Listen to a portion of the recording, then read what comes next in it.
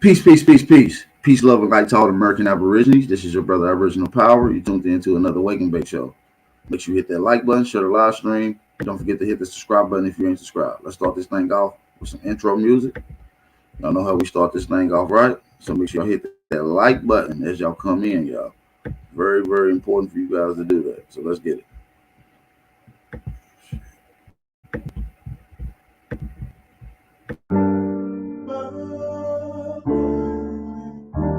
Whatever it takes. It's Helly. I seek no rewards.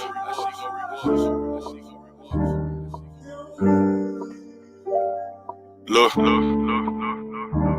Pressures of being great. I'm tatted with scars, I feel the look from their eyes, I know they gazing from far. Overcoming my fears, I never wanted this life, been giving them pain. Know my soul been paying the price. Give fuck about the ice. Really, I just give on my life, been thinking too much. Inside my head, I'm living it twice, been feeling convicted. Every time I step on this mic, my art form, it come from God. This ain't no gimmick, my nigga, the vision really is vivid. See my canvas and shiver. Every time I'm here to deliver. My ex-bitch, she ain't believing, now she crying me rivers. She got a heavy heart, but ain't no time for reminiscing. Guard my energy, won't turn me to a victim. Believe in my potential, fuck what you projecting. I make you see my words, like this is a projection. I pray to God to guard my soul, yes, I need some protection. Ain't busted down my watch, ain't busted down my chains. Got everything to lose, got everything to gain. Yeah, my soul tied to this shit. And I told the opposition that I'll die for this shit. It's you versus you.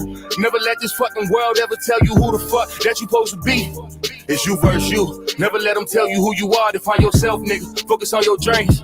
It's you versus you. Never let this fucking world ever tell you who the fuck that you supposed to be. It's you versus you. Never let them tell you who you are. Define yourself, nigga. Focus on your dreams. It's you versus you. It's you versus you. It's you versus you. With myself, the hardest battle of all. And when you look inside that mirror, are you seeing your flaws? I became a man, and my dad was never involved. But all these people trying to be the same, it's hard to evolve. Gave birth to a poet. Really, I just write what I saw. And all them days alone writing, it was just me and God trying to find my purpose. I needed a sign. Many days I was lost, I was trapped in a bind. The type of fear that I felt, you can feel in your spine. It's me versus me. I knew that I was different from niggas. I talk my shit. And really, I be shitting on niggas. I'm staying humble. Yeah, I'm staying humble. Ain't busted down my watch, ain't busted down my chains. Got everything to lose, got everything to gain. Yeah, my soul tied to this shit. And I told the opposition that I'll die for this shit. It's you versus you. Never let this fucking world ever tell you who the fuck that you supposed to be. It's you versus you. Never let them tell you who you are. Define yourself, nigga. Focus on your dreams. It's you versus you. Never let this fucking world ever tell you who the fuck that you supposed to be. It's you versus you. Never let them tell you who you are. Define yourself, nigga. Focus on your dreams. It's you versus you. Don't let this fucking place define you. It's you versus you. At the end of the day, you gotta look at it. Who are It's you? you versus you. What do you do this for? They're always gonna tell you what you're supposed to do, but at the end of the day, walk in God's plan. Shout out to everybody in the building. I see some people saying A1 and them is over there at another platform. Tell them brothers come over here and come build with the God, man. Tell everybody that we live, share the live stream. That's all American Aborigines. Drop some fire emojis in the chat. Whatever it takes. What station is? I know that The hell he was. this is the Waking Back Show. What you smoking on? Feelings from the past, yeah, you gotta pay attention.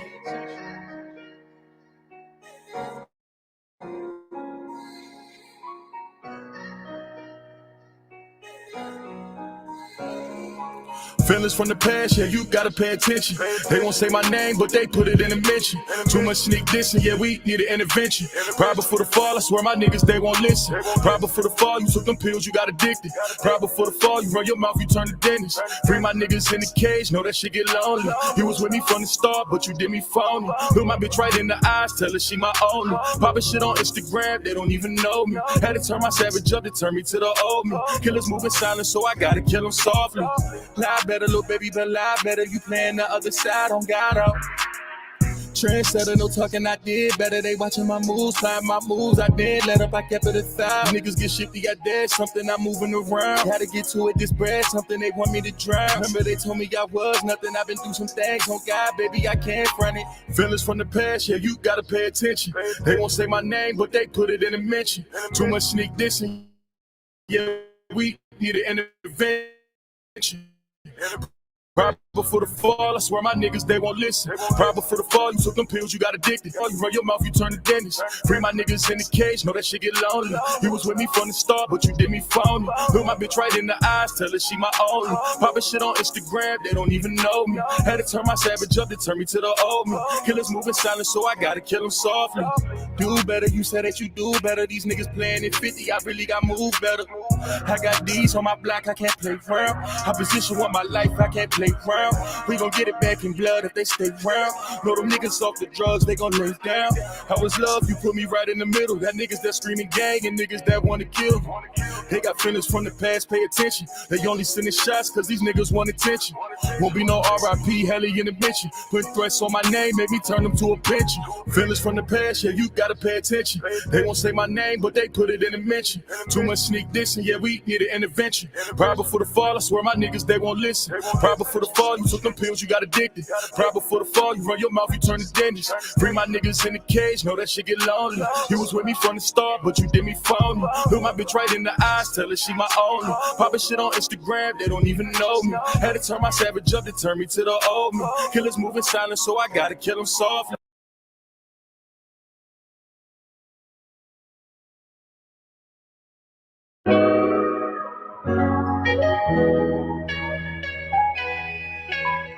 Whatever it takes. Exactly. Right, this shit crazy. Feel nothing at all. For my pain, it don't feel nothing at all. Yeah.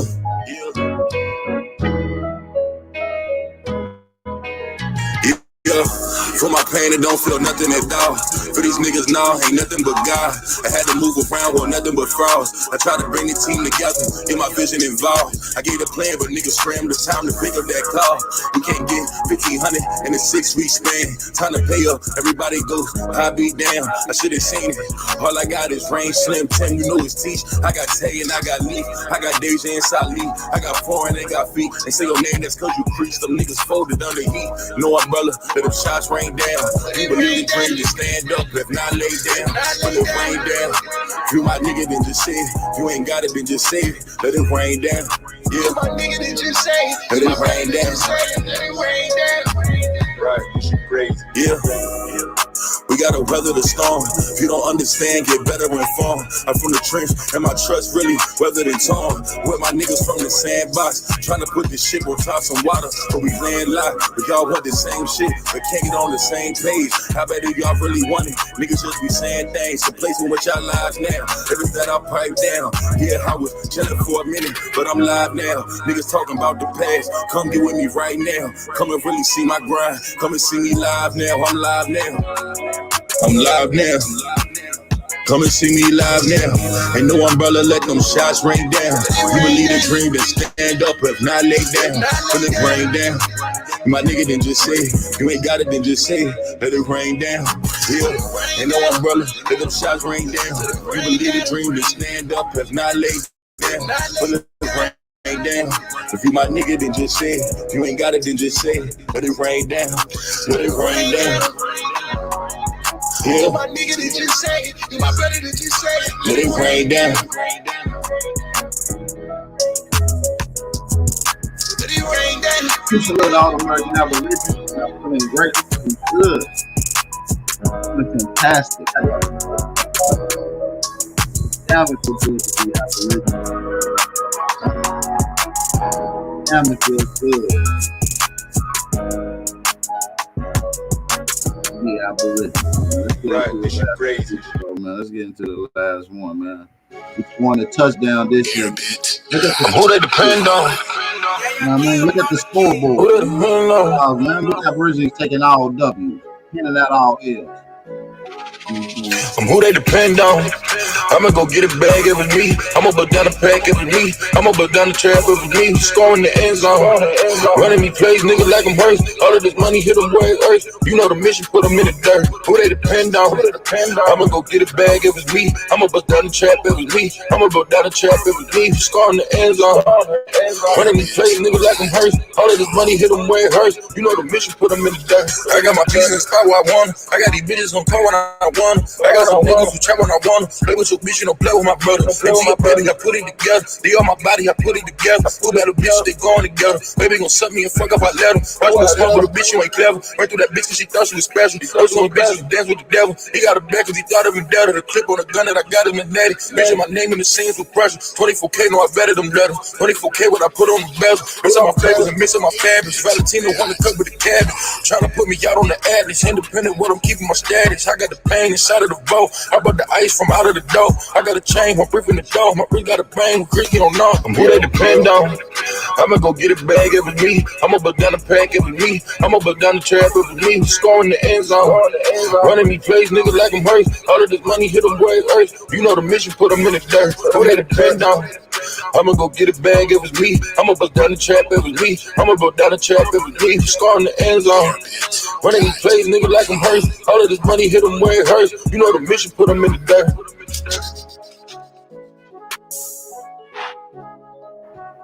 Yo. Damn.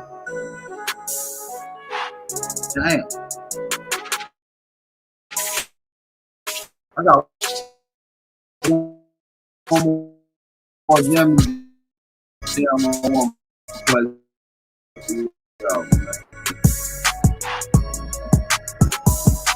Airbit.com.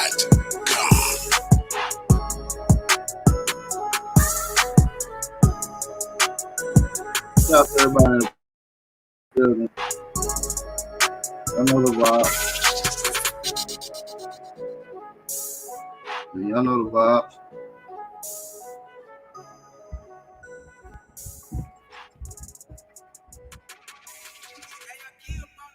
Shout out to everybody in the building, man. We about to play one more little jammy jam before we get started. We just want to make sure we, you know what I mean? We ain't gonna be biased with the shit. We're gonna make sure we give everybody an opportunity. You know what I'm saying?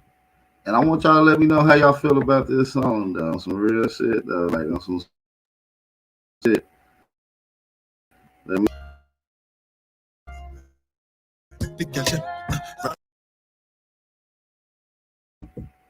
Hey, that's a slapper, though. Come on, man. Die by day. Whatever the fuck I was saying on that motherfucker. Yeah.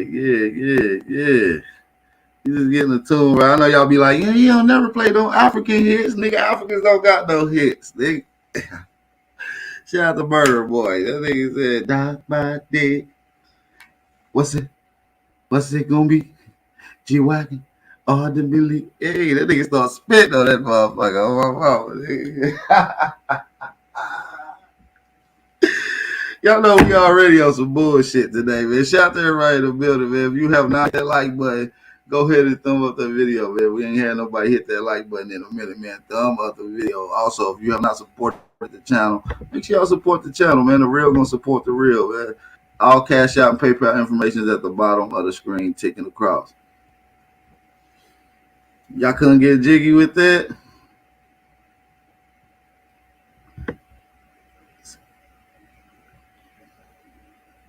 Shout out to everybody in the building, man. We lit in here, man. We got 110 already in the building. I want to go through and shout out everybody that's in here with us this grand rising. So we ain't even gonna hold up. We're gonna get straight to everybody that's up in here. I know we already lit.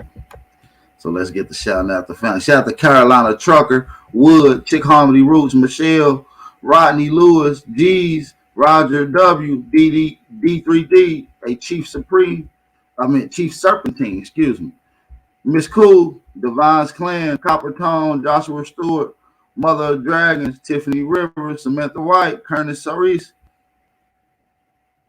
Leonidas Pokachu, Darius Matthews, Amaru Khan World, King Hawk, what up? Barbara Banks, good to see you. Yanetta Yard, King Hawk, Equator 7, Pop Reed, Gregory Smith, Big Chief, FU. Big Chief FUT. FUYT. I don't know what the fuck that. Big Chief FU, nigga. You know what I'm saying? Big Chief FU. Day Senior, what up? Copper Color Goddess, Son of California. Truth Over Everything. Brandon Rogers, what's going on? Let's get a few people to support the channel today, man. Y'all support the real. We ain't even got started yet. We got some heat we gonna get into today. We got some heat. Shout out to True Food, Khalil Finch. Who else we got in here? 111 Truth Searcher, big bro. Truth Searcher in the building. Smoke Signal. Where there's smoke, there's fire. Shout out to Smoke Signal. We got Shy Alpha in the building. Shy Alpha in the building. Kato Moores. What up, big fam? We got Goddess NRG. What up? Good to see you. J Rock. Emperor Summer Rain. What up? Aboriginal React, my big brother. You already know Delta America. What up with it? Indigenous Minds. What's good, player? Carbon Crowns. I see you. NAC King. What up, fam? He's crazy overstanding. What's good? Hey, Bobby, what up with it, fam? I see you in there. Hey, in tone. I see you. Certified Santi. You already know it's just a Tennessee thing, fam. You know how we rocking. Hey, shout out to Mom Benz. I don't even know if I'm pronouncing your name right, but you know who I'm talking to. I see you in there. Yeah. Shout out to everybody in the building, man. Let's get a few people to drop them fire emojis and hit them like buttons, man. We need to get these like buttons hit ASAP, man. Let's get into this conversation, man. We're going to break down some of this. 100% proof that the powers of B are destroying so-called black neighborhoods with drugs, propaganda, and more. We're going to be going through various different aspects of things, man. We're going to be chopping up some shit. Keep my money in your pocket. I like you, though. Keep my money in my pocket. I like you, though. Hey, man, nigga, support the channel, fam. No, I'm just playing. Shout out to you, man. Shout out to the younger family, the Aboriginal American girl. What up with it? I see y'all in here. We already lit. We ain't even got started yet, man. We just getting through the intro, barely scratching the surface, man. Shout out to everybody in the building, though. So I seen, what was y'all talking before I even get to the build, man? Because this is gonna be like a part 2, part 3, part 4 series. I ain't even in the, you know what I mean? We'll get to this.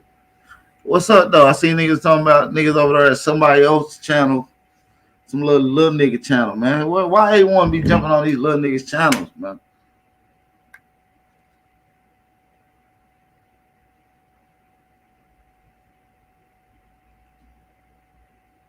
Niggas be playing with my brother A1, man. Calbra 72. What up with it? What's going on with it? Hey, Rodney Gilmore Jr., what up with it, fam? I ain't seen you in a minute. Hey, if you ain't subscribed to my brother channel, man, hey, you see this nigga named Black Euro? I'm not even going to snipe you. I want one of my moderators to execute this nigga right now. I could have sniped. I was about to snipe you. Get this weird ass nigga out the chat. Send this nigga into oblivion, nigga. Put that nigga in the darkest nigga hole we can find on this universe, nigga. Put this nigga in the dirt.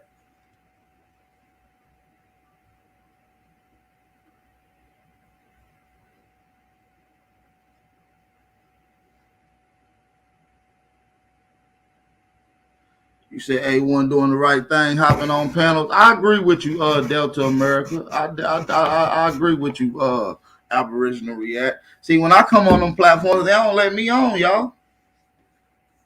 Hey, listen, you know how many times A1 to send me the link and I go over there, they never let me on, fam. Them niggas scared of me. I don't even be doing nothing. You understand me? Y'all just come with the heat. We just telling you that you niggas be lying. You niggas frauds. Hey, which one of y'all just confirmed that kill? Who got that nigga out the chat? I need to know who did that. I need to know who my top sniper is and who's ruthless. Who did that?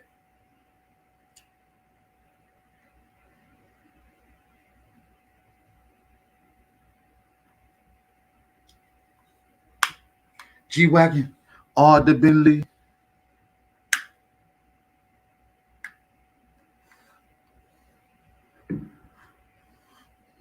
Who did that? Crazy Overstanding. Oh, Chief Crazy Overstanding. Oh, you did it. Okay, that's what's up. Shout out to my nigga Chief Crazy Overstanding, man. Outstanding shooter in the chat. We sliding on niggas. Put that nigga in the dirt, man. We ain't taking no disrespect in the chat. No Willy Wonkers. No weirdos. We ain't playing no games. As a matter of fact, I'm going to get the link out the way. Your bitch ass can't type. Nobody, whole ass, going to be able to come in my platform and disrespect the Aboriginal ancestors by playing these silly games. It's 2023, fool. Grow the fuck up. So anybody got an issue, I'm going to allow y'all to get that off y'all chest now. Don't want to have to wait. Y'all have to hold it in. Don't get that shit in here. Certified Sanchi, you need that pistol play, fam? Come on, fam. You know it's a Tennessee thing, fam. You know I'm going to give you the blizzy. I'm going to give you the glizzy, fam. I got you. I got you, fam. What you want, the Draco? My nigga Certified Sanchi said, damn, why ain't I got the Draco yet? I said, damn, fam, my bad. I forgot to hand you the blick when you came in this motherfucker.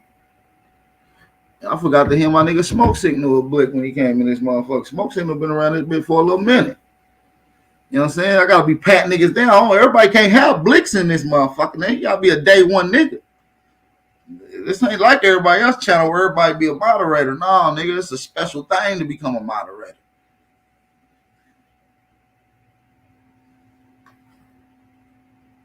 It's a special thing to become a moderator. I sit here and watch and vet all you brothers and sisters out. Hey, man, all my Tennesseans, man, man, what's up with it, man? Where y'all at, man? Where my Tennessee niggas at, man? I shouted out all everybody around the world, but it's just a Tennessee thing right now. You understand me? Goddamn. It's a Tennessee thing. I know we deep up in this motherfucker. One of my first deals I did, the Natural Aboriginal History of Tennessee, that bitch did like 10K. Nigga only had like 500 subscribers. Nigga went crazy.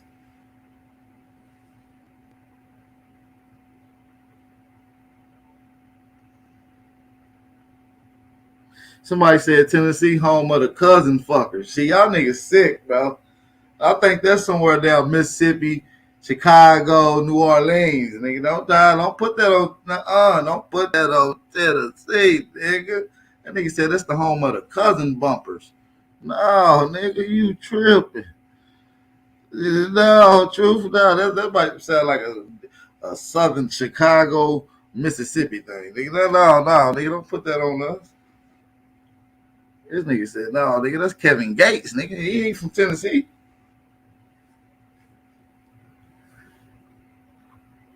You understand me?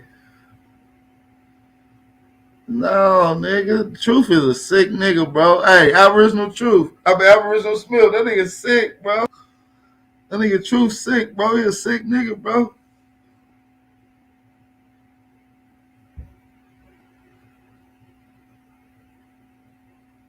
Where can I find it? Granddaddy from Tennessee. Granddaddy from Tennessee. What part of Tennessee your granddaddy from? No, nigga, don't put that on us. Truth ain't said nothing else in the chat. He is nasty for that. That's nasty. That's nasty. You gotta put the S in front of that. That's nasty work, gang. Yeah, that's nasty, man. Like with something like that, you can't. That ain't even nasty, nigga. That's nasty. You understand me?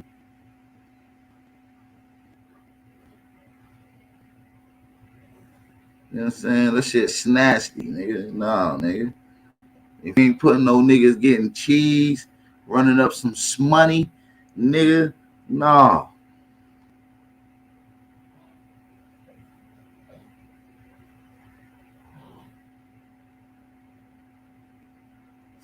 Good morning, nigga. What's up with it? Shout out to everybody in the building, man. The lingo's different. They got talk different, nigga. Good morning. You understand me? Hopefully everybody's having a wonderful day. We're going to drop some history, man. We're going to get into some shit, man. Kind of want to get into a bag, but I did want to let niggas get the opportunity to come on real quick, and I don't think I'm going to do it. I'm going to switch it up right now. We're going to do the open panel first, then we get to some information. The link is in the chat too, by the way, man. Shout out to everybody in the building. Shout out to MT Soul in the building. Another Tennessee native in the building. Another Tennessee native in the building. Where them white folks be? Shit, white folks everywhere, man. Them motherfuckers scattered all in all four corners of the earth. If you can find them in the most desolated spots in the world, in the outbacks of Australia, them bitches everywhere. Speaking of these white people.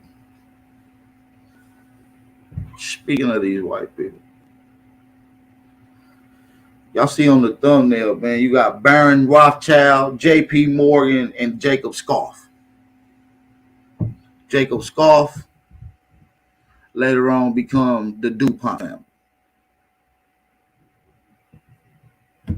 They become the DuPont family. Also connected with the Wartburgs, married into that family, and that's how you got this big conglomerate. But yeah, J.P. Morgan ain't this big rich nigga, wasn't always this big rich nigga that y'all hear about. J.P. Morgan was a struggling European that was coming over here trying to tap into the infrastructure with the bright idea of the federal banking. Of the federal banking system. And a lot of the political seatings in America did not agree with that. They wanted to keep the system the same, how the Continental Congress was working. And they started to formulate this plan to start assassinating and getting rid of high-ranking anti-federal political sittings. Hey, this nigga named More Truth, More Lies. Get this nigga out of here. Wipe that nigga nose, man. Wipe that nigga snows, man. Put him in the dirt, man.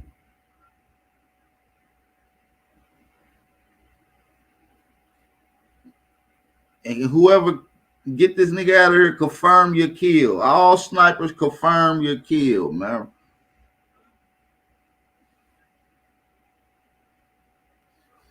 They went from European gangsters to the great American bankers. And that's going to be another series we're going to be dealing with. The great American gangsters turned to the American bankers. That's a whole story and a conglomerate of how these people took over. Who got him? Who was that? Papa Reed? Good guy. Boy, he the elder, boy, I'm about snasty with the snipers, man. Somebody said I hit him a second time. Damn. Next time, wound the nigga. Put the nigga in the timeout. Wound the nigga. See if more his niggas gonna come help him next time. We gonna get tricky with the shots this time, nigga. Nigga, we ain't tolerating no bullshit around here. Straight up. This Aboriginal content right now. Shout out to Dante Bay, man. What's going on? Dante T. Bay. Motherfucker Dante. Where you from, Dante? I bet you from the South. No, you from the South. Shout out to my nigga Dante Bay in the building. I need y'all to hit that like button, man. Ain't nobody supported the channel today. We ain't even got into nothing, though. I understand. Shout out to Don't Do It, man. Don't Do It said, man, for the runts, got me in a good mood. That's what I'm talking about. Good runts got a nigga in a good mood. Oh, yeah, shout out to Philly in the building, man. 215, dickhead. You know what I'm saying? Real sturdy. You already know, gang. Oh, yeah. Mom and Pops from the South. They gave you a Southern name. Dante, definitely a Southern name. Shout out to everybody in the building. Discover card. I wasn't going to lie for him. Negro in the trenches. This is successful. I'm just want to tap in with some of the family. I appreciate y'all enjoying the content, bro. We just try to keep it real, raw, and authentic, man. We don't try to, put no more on it than need to be on it. You understand me? We make sure this information is easy to hit and make most accessible to digest.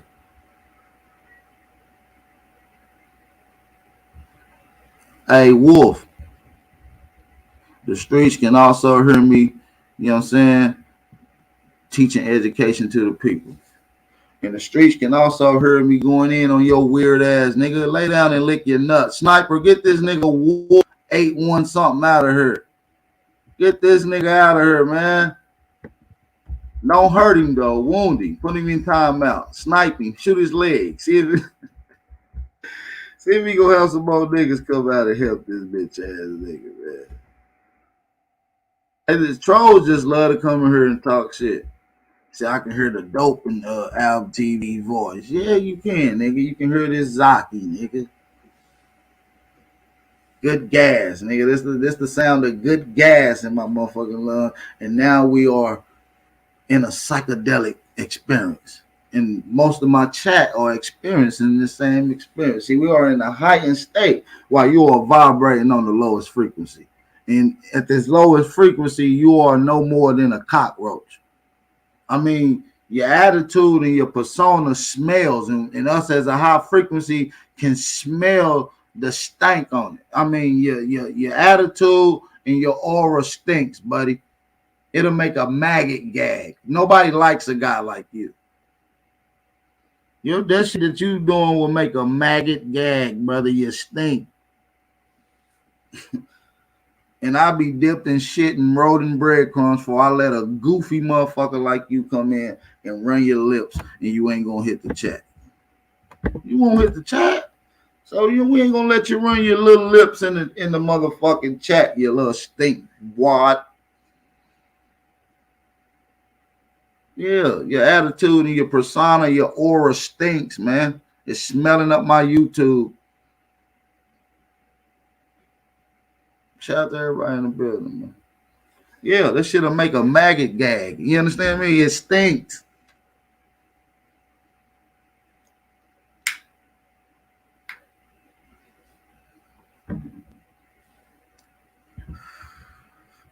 Y'all niggas funny as hell in the chat. I'm not about to play with y'all today. Seriously. Y'all be tripping for real.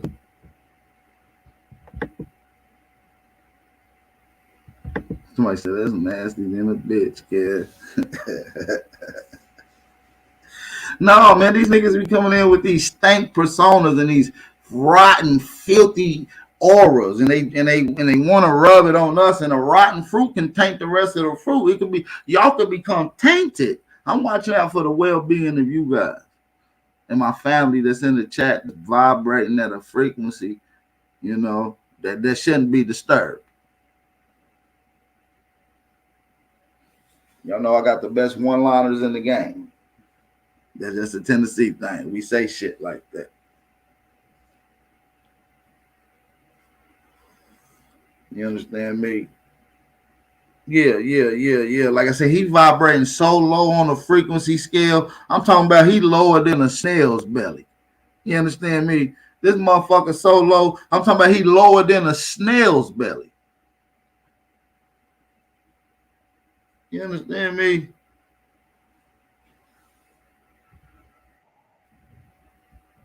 We ain't got time for that nonsense. You understand me? Because our brothers right now are harmonizing and building. I love each and every one of you brothers and sisters that come with this vibrational frequency of peace, love, and light, or questioning, intuitive, and looking for truth. We love that. That's what we aspire. That's what I hope that will happen. Before it was a bunch of YouTube channels of Indian niggas or Aboriginals or consciousness dealing with strictly the Americas. I had this all structured in my mind. You understand what I'm saying? Seriously. I've been throwing back uploaded old videos that's never been seen before, live streams and videos of me having these Aboriginal thoughts before this shit even existed, man. I'm talking about Lil Dre's Al Power. You understand me? On the front porch with it. So this process of understanding and development that now I see from like-minded brothers and sisters, destruction and coming in peaceful building and understanding this information and having a grasp, not just understanding, but overstanding, able to implement this to other people is a beautiful thing. This is something that I had a dream of. So to see this is a dream come true.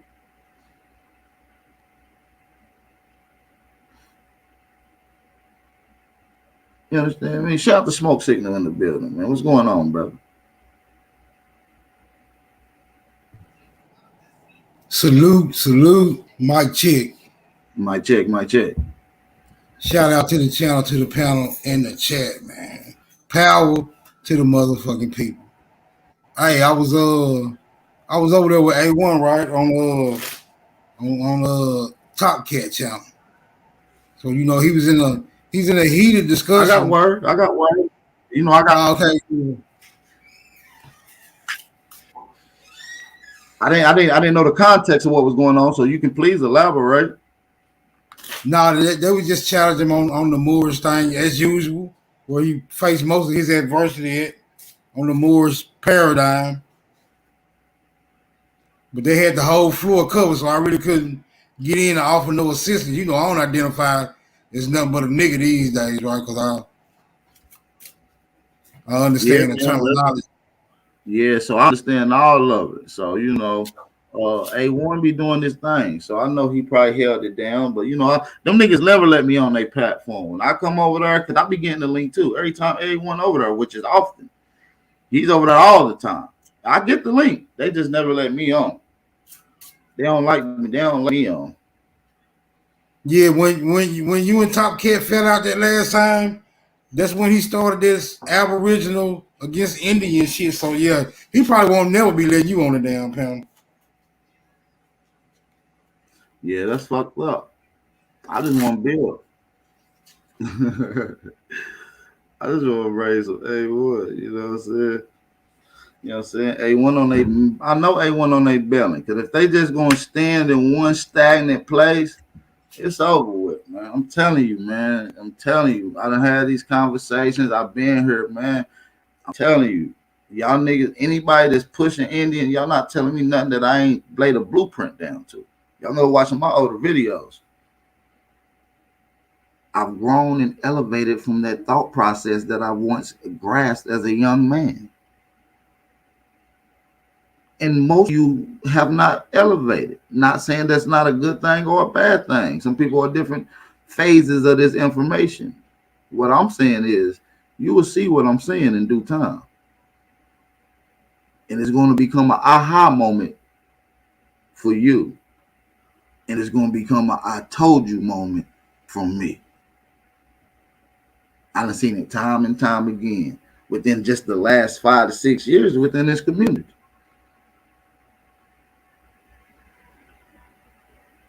So it happens. It happens.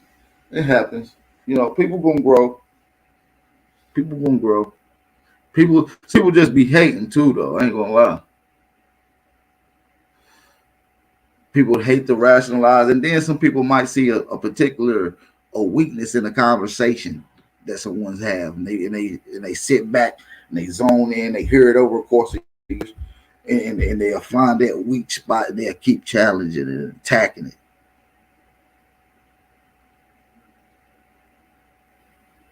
I've seen that time and time again. Haven't you, Smoke Signal? What's that? Just looking at people's conversation and seeing the weak points in it and strictly attacking it. And one that never speaks and one that only observes can have the time to observe these particular weaknesses and be able to call them out. Oh yeah, that's absolutely correct. This is why I base a lot of my questions. So someone that's not necessarily an expert in that field could observe the expertise data and see something to be in questioning and can articulate reasoning why it should be in questioning. And that happens, and this forces us to do more research to make these connecting dots. And we use the same example onto the scientific community, right? people that's not in those scientific community, like ourselves, right? For instance, even though I am a scientist, right? We can challenge these people and not be in a particular field. We are the observers of what you're putting out. So this works on a micro and a macro scale, is what I'm saying. Shout out to Big Dog Philly OG with us. What's going on, brother?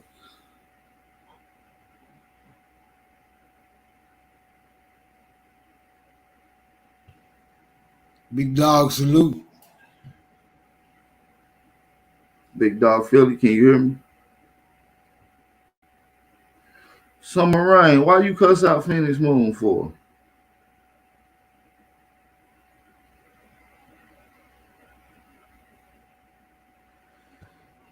Yeah, that had to happen on Clubhouse because she usually be on Clubhouse. Oh yeah, see, I don't even got no Clubhouse, nigga. I never spoke to nobody on Clubhouse. Never did a show on Club. I don't even know how to operate Clubhouse, nigga. I go over there. I'll be over there randomly, but it'd be so many niggas in the rooms that you really can't get a word out. That would make me stop really. And niggas be lying and making up shit. That's what niggas just be straight capping. Ain't got no proof of nothing. They on the dead homies. Oh, you gave Phoenix Moon some smoke, courtesy of Aboriginal Power. So well, I appreciate that. You know what I'm saying? You gotta tame a lot lizard when you can. Peace and blessings to all American Aborigines. You have no hate towards anyone. You understand me? Only love. You understand me? Big Dog still up there. He never did say nothing. He jumped off. Hopefully we can get the brother back on. I'm going to drop the link in the chat for anybody else that wants to come on and conversate. But yeah, what's up, Smoke? I know you got some questions though. What's up with it though? You know what I'm saying? Cause I be wanting to get the one-on-one with you. You know what I'm saying? It'd be a lot of inserts sometimes. So what's up with it? Nah, I ain't really got no questions right now. All right, just making sure. Cause I be love to get the questions from it. Cause you be having all the goddamn questions. You know I'm just saying, if you raise up a topic that, go ahead. If you raise up, if a topic come up that I feel like I got a question for some clarity, yeah, I will be asking the question. But right now, you rolling, you flowing, so do your thing. That's what's up. That's what's up, man. Yeah, we just dropping some heat. So, y'all see, I got the JP Morgan thing in here, and their company is still around. They're one of the biggest companies when it comes to American infrastructure. Did anybody hear about the largest drug bust in America's history done in Philadelphia? I believe it was in 2018, 2019. $1.4 billion for drugs seized on a ship. And that ship was JP Morgan's. Well, look, since you mentioned JP Morgan and a ship, it reminds me because I was just boxing with some Pan-Africans on Psychopathia's channel last night, right? And what came up was the transatlantic slave trade, because you know they highly in favor of that narrative right there. And I was trying to ask them because they kept asserting that they had a treasure trove of documentation and a wealth of information which supports the transatlantic slave trade, right? And he also insinuated that it was very big business. So I asked him, what is the company that was involved with the transatlantic slave trade, right?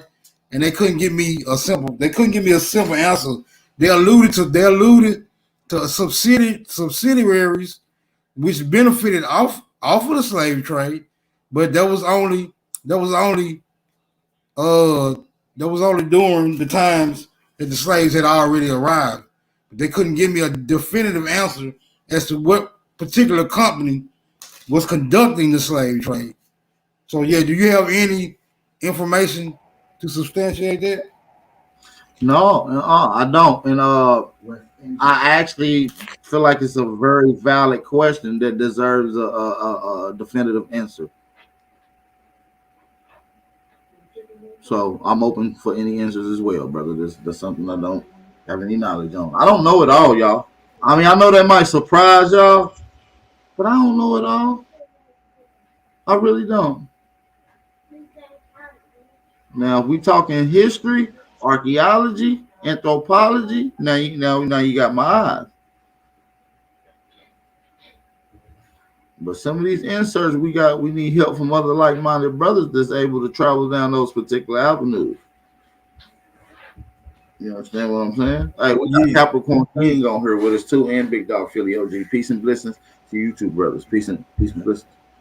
Yeah, Grand Rising, my brother. Much Hey, love and real, respect to you and the family. Much love and respect to everybody in the on the panel and in chat, brother. Yeah, I had got a phone call. I'm here.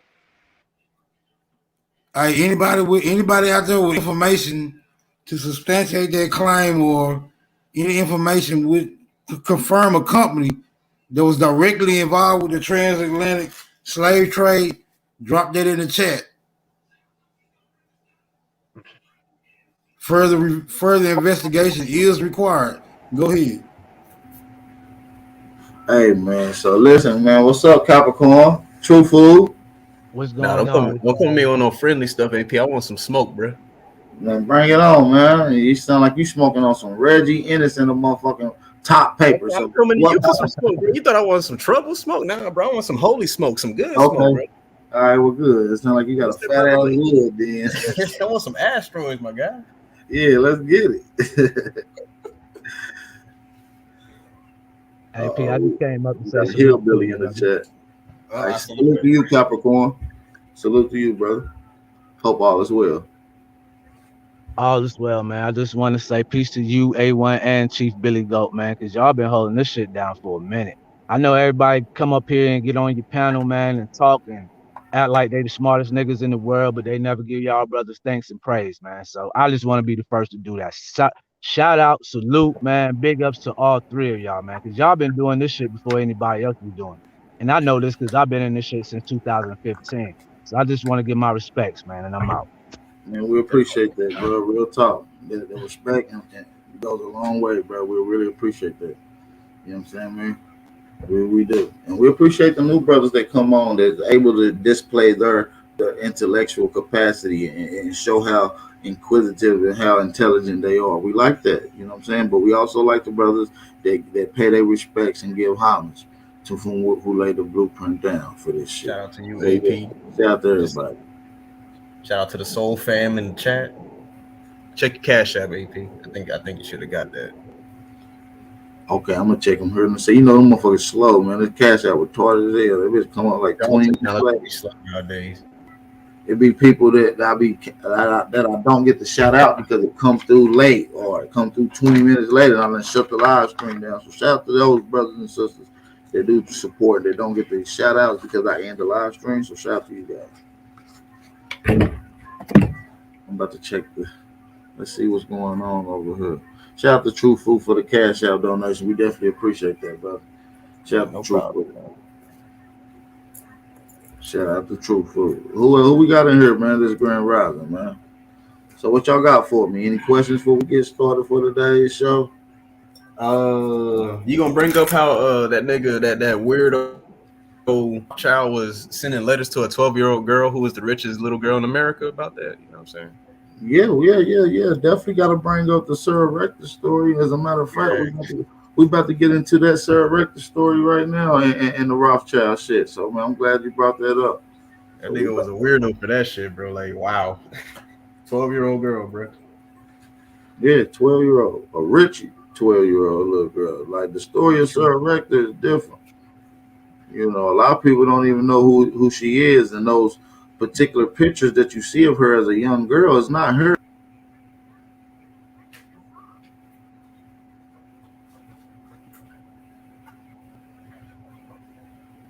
You know, so let's get into some shit right quick, man.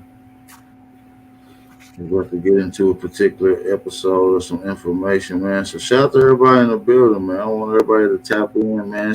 Smoke, anybody got any questions before we get started? Nah, go ahead. There we go. All right, and we pull this shit up.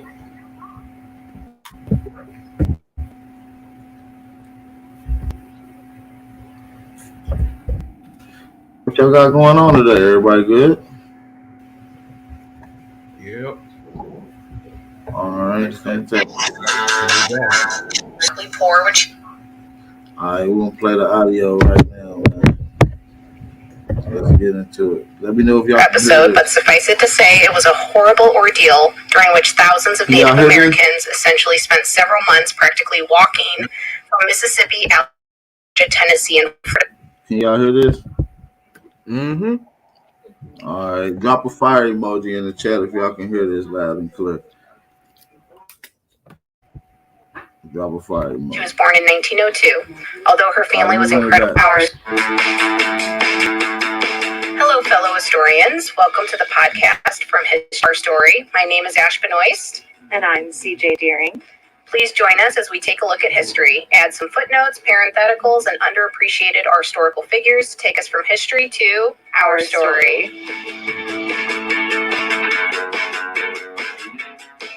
Today we're going to learn about Sarah Rector, a Black citizen of the Muskogee Creek Nation. She was born in 1902. Although her family was incredibly poor when she was a child, she would become known as Kansas City's first Black woman millionaire. But before we talk about Sarah, we need some historical anecdotes to this our historical anecdote. You ready? Yeah. Prior to the Civil War, which took place in the 1860s, there were Native American tribes that owned Black slaves.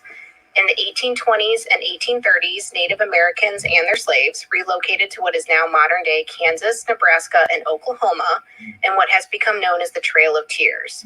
We probably covered the Trail of Tears in another episode, but suffice it to say, it was a horrible ordeal during which thousands of Native Americans essentially spent several months practically walking from Mississippi, Alabama, Georgia, Tennessee, and Florida to what is now Kansas, Nebraska, and Oklahoma. During the Trail of Tears, Native Americans were subject to devastating atrocities and lost about 1 in every 5 members. They had given up tens of millions of acres of land in exchange for what became known as Indian Territory. They did this in the hopes of obtaining land that would remain theirs. Not only were they guaranteed this land, but on it they could continue with their cultural traditions, self-governance, and practice of having communal land among the tribes. In an 1829 message to a group of the Creek Nation, President Andrew Jackson promised, quote, "Your white brothers will not trouble you. They will have no claim to the land, and you can live upon it, you and all your children. As long as the grass grows or the water runs, in peace and plenty, it will be yours forever," end quote. Spoiler alert, he was lying. Yeah, just a little bit. After the Civil War in 1865, the U.S. government freed all slaves, including those that were owned by Native American tribes. This particular subset of former slaves became known as freedmen and were made citizens of the tribe that had previously owned them. Oddly enough, if you were Black and living among the Indian nations, even if you weren't a slave before the Civil War, you were still considered a freedman, which just kind of goes to show how obsessed society really is with labels. Yeah. So Sarah Rector and her family were descendants of freedmen. In fact, both of her grandfathers had fought for the Union during the Civil War. This means that she was both Black and a member of the Muskogee Creek tribe. Prior to 1887, Native American tribes would use their land and their resources communally. Land that was given to tribes through treaties with the U.S. was communal land and not divided into individual parcels for the individual tribe members.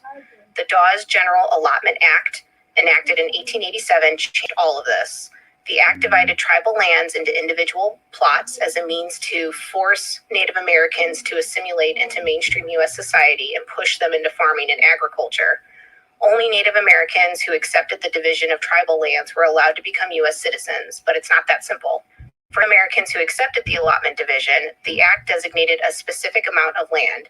So you could get 160 acres for farmland or 320 acres for grazing land, and each parcel went to the head of each Native American family. When the head of the had multiple inheritors, there was usually not enough land to spread among the children, especially when you factor in how much of the land was actually suitable for farming or grazing. And on top of all of that, these kids were being forced to grow up in boarding schools, and the boarding schools weren't teaching the kids how to farm. Yeah, we know how those boarding schools turned out, right? Yes, right. So as you can imagine, between forcing them to farm land, but then not allowing them to teach their children how to farm, the U.S. government was basically setting them up for failure. It was a trend. Safe to say. So good at that. Yeah. To be be clear, the government wasn't giving the tribes more land. The government was taking the land that was already owned and possessed by Native Americans and giving them back only a fraction of what was theirs, and then only if they agreed to live how the government wanted them to. So on top of all of this, the parcels of land given to the Native Americans were usually unsuitable for farming. And the government, unsurprisingly, pushed what was thought to be the least valuable land on tribal members. This land was rocky and largely unsuitable for crops, and the rest was going to white settlers that had outgrown the populated East Coast and were making their way into Kansas, Nebraska, and Oklahoma. The Native Americans who refused to assimilate had their land permanently confiscated, and they were paid for the loss of their land, but they were grossly underpaid. So before the What you mean damaged and paid, but grossly underpaid? What does grossly underpaid mean? We got to ask ourselves that, y'all. Like, listen, this is an act of war. This is a Negro lady who's actually indigenous Aborigine of Muskogee Creek Nations.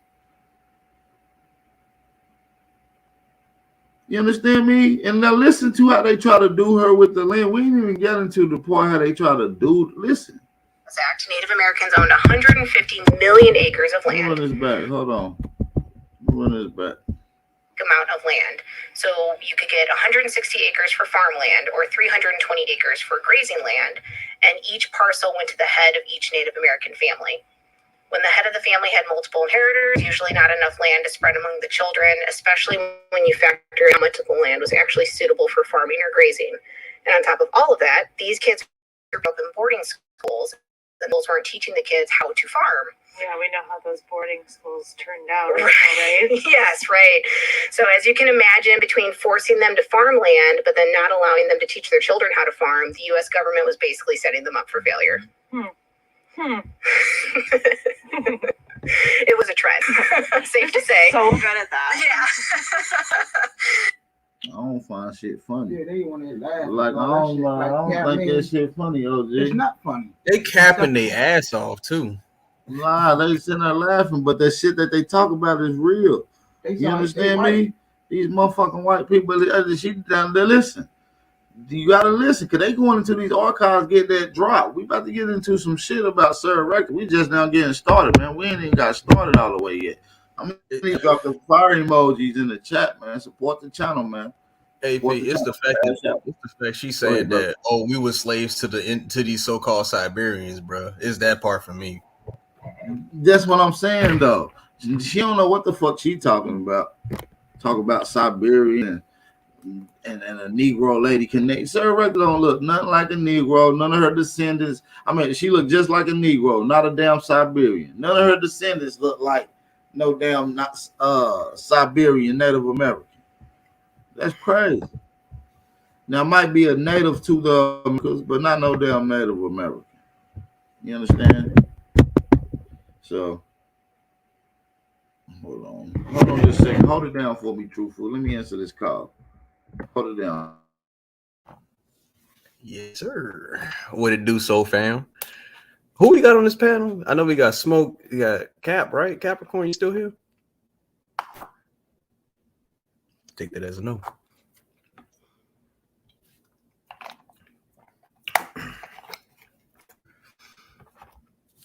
But shit, how y'all feel about that? That whole thing of all right, there we go. Nah, you good? No, I'm back. So, what was you about to ask them though? I was about to ask them how they feel about this made up story about the Trail of Tears and stuff like that, and us being slaves to Siberians and shit like that. Yeah, this Trail of Tears is a made up story. It's a made up story, and they told even in that made up story, out of all the Negro Indians that supposedly left and went to Oklahoma, only 1% left. That means 99% stayed, nigga. That means 99% of the indigenous Aboriginals give up their tribal rule and become United States citizens. And they got the right to be misclassified at Hinge. And then you see where all the motherfucking Indians happened. They didn't die and get kicked out to smallpox. They did get destroyed and murdered on paper. That's called paper genocide. They killed you on paper. And So the let's sad get part is, AP, is that we really didn't even have much of a choice. It was either A, we give up our shit, or B, we die. And it's like, that's some shitty circumstances. right. And that's some shitty circumstances, you know. So yeah, man, let's get back into this record story. And this gonna lead up to the JP Morgan, the Rothschilds, these Jewish Saudi Arabians having all this oil, all this shit gonna connect. Just pay attention. To be clear, the government wasn't giving the tribes more land. The government was taking the land that was already owned and possessed by Native Americans and giving them back only a fraction of what was theirs, and then only if they agreed to live how the government wanted them to. So on top of all of this, the parcels of land given to the Native Americans were usually unsuitable for farming. And the government, unsurprisingly, pushed what was thought to be the least valuable land on tribal members. This land was rocky and largely unsuitable for crops, and the rest was going to white settlers outgrow. You see that? They try to jug them on the land, give them the shitty land. But peep this. This is what they didn't know about this shitty land. This is how Sarah Rector came up. She turned some motherfucking lemon to some lemonade. You understand me? They gave her some sand from the beach, and she pressurized that motherfucker to diamond. You understand what I'm saying?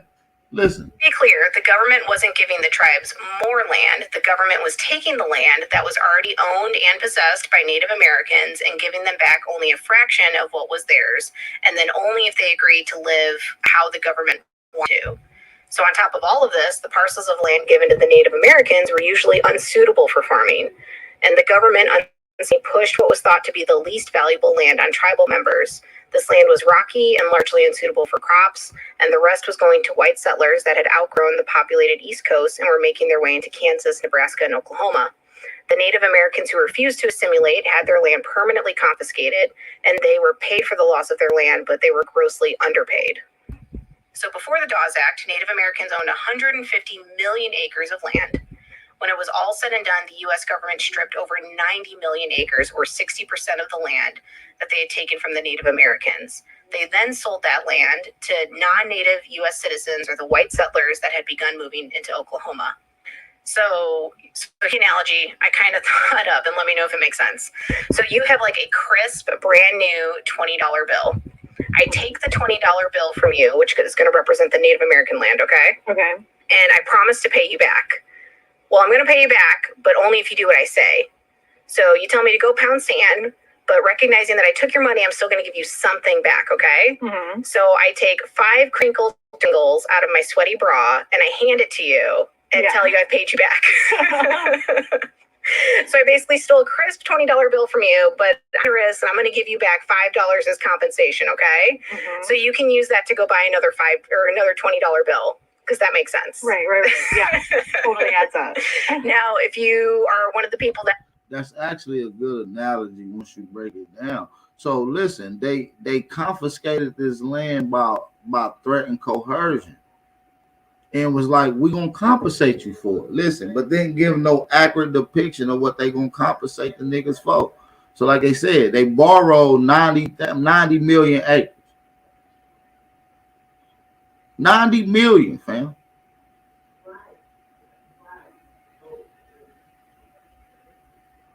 And you motherfucking 40? That's nasty, man. That's some nasty work. And he's gonna tell you to deal with it. Listen. agreed to assimilate, right? Mm-hmm. Then in that case, I'm going to exchange the $20 for 12 payments. Now, if you are one of the people that agreed to assimilate, right? Mm-hmm. Then in that case, I'm going to exchange the $20 for 12 pesos. Like completely worthless to you and amounts to nothing. Mm-hmm. So that's kind of what the Dawes Act did, right? You either got, crappy $5 for your $20, or I'm going to give you 12 pesos. All we gonna give you this shitty ass promissory note for all your gold that you traded in.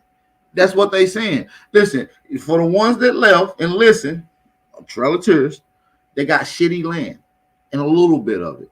The ones that stayed had to give up their gold and promise for a promissory note, what they call a contender. That dollar bill you got, that's a promissory note. They're saying this value dollar is promised to get you this much in gold. You see the switcheroonie? This leads into the banking systems. People, how they setting it up. Say good luck, go use this to farm. Yeah. And that's just not $20 bill, because that makes sense. Right. Yeah. It totally adds up. Now, if you are one of the people that agreed to assimilate, right? Mm-hmm. Then in that case, I'm going to exchange the $20 for 12 pesos, which is like completely worthless to you and amounts to nothing. Mm-hmm. So that's kind of what the Dawes Act did, right? You either got, crappy $5 for your $20, or I'm going to give you 12 pesos and say, good luck, go use this to farm. Yeah. And that's just not going to work. The analogy that your youngest thought. Yeah, that's the one when I was warming up and I was reading the script. I said how I took 5 dirty, smelly singles out of my bra, and the look she gave me from across the table. She was like, "Did you really do that?" So that's basically what the government did. It took 150 million acres of tribal land and returned only 40% of the crappiest parts of that land, and those who agreed to use it for farming or herding cattle. So interestingly enough, the Dawes Act had an exclusion in it for, quote, civilized tribes. So specifically the Cherokee, the Chickasaw, the Choctaw, the Creek, and the Seminole Nations. These civilized tribes were considered civilized because they had embraced some of the white man's ways, such as their clothing, farming practices, and Euro-American legal codes. But even those minor exceptions didn't last long.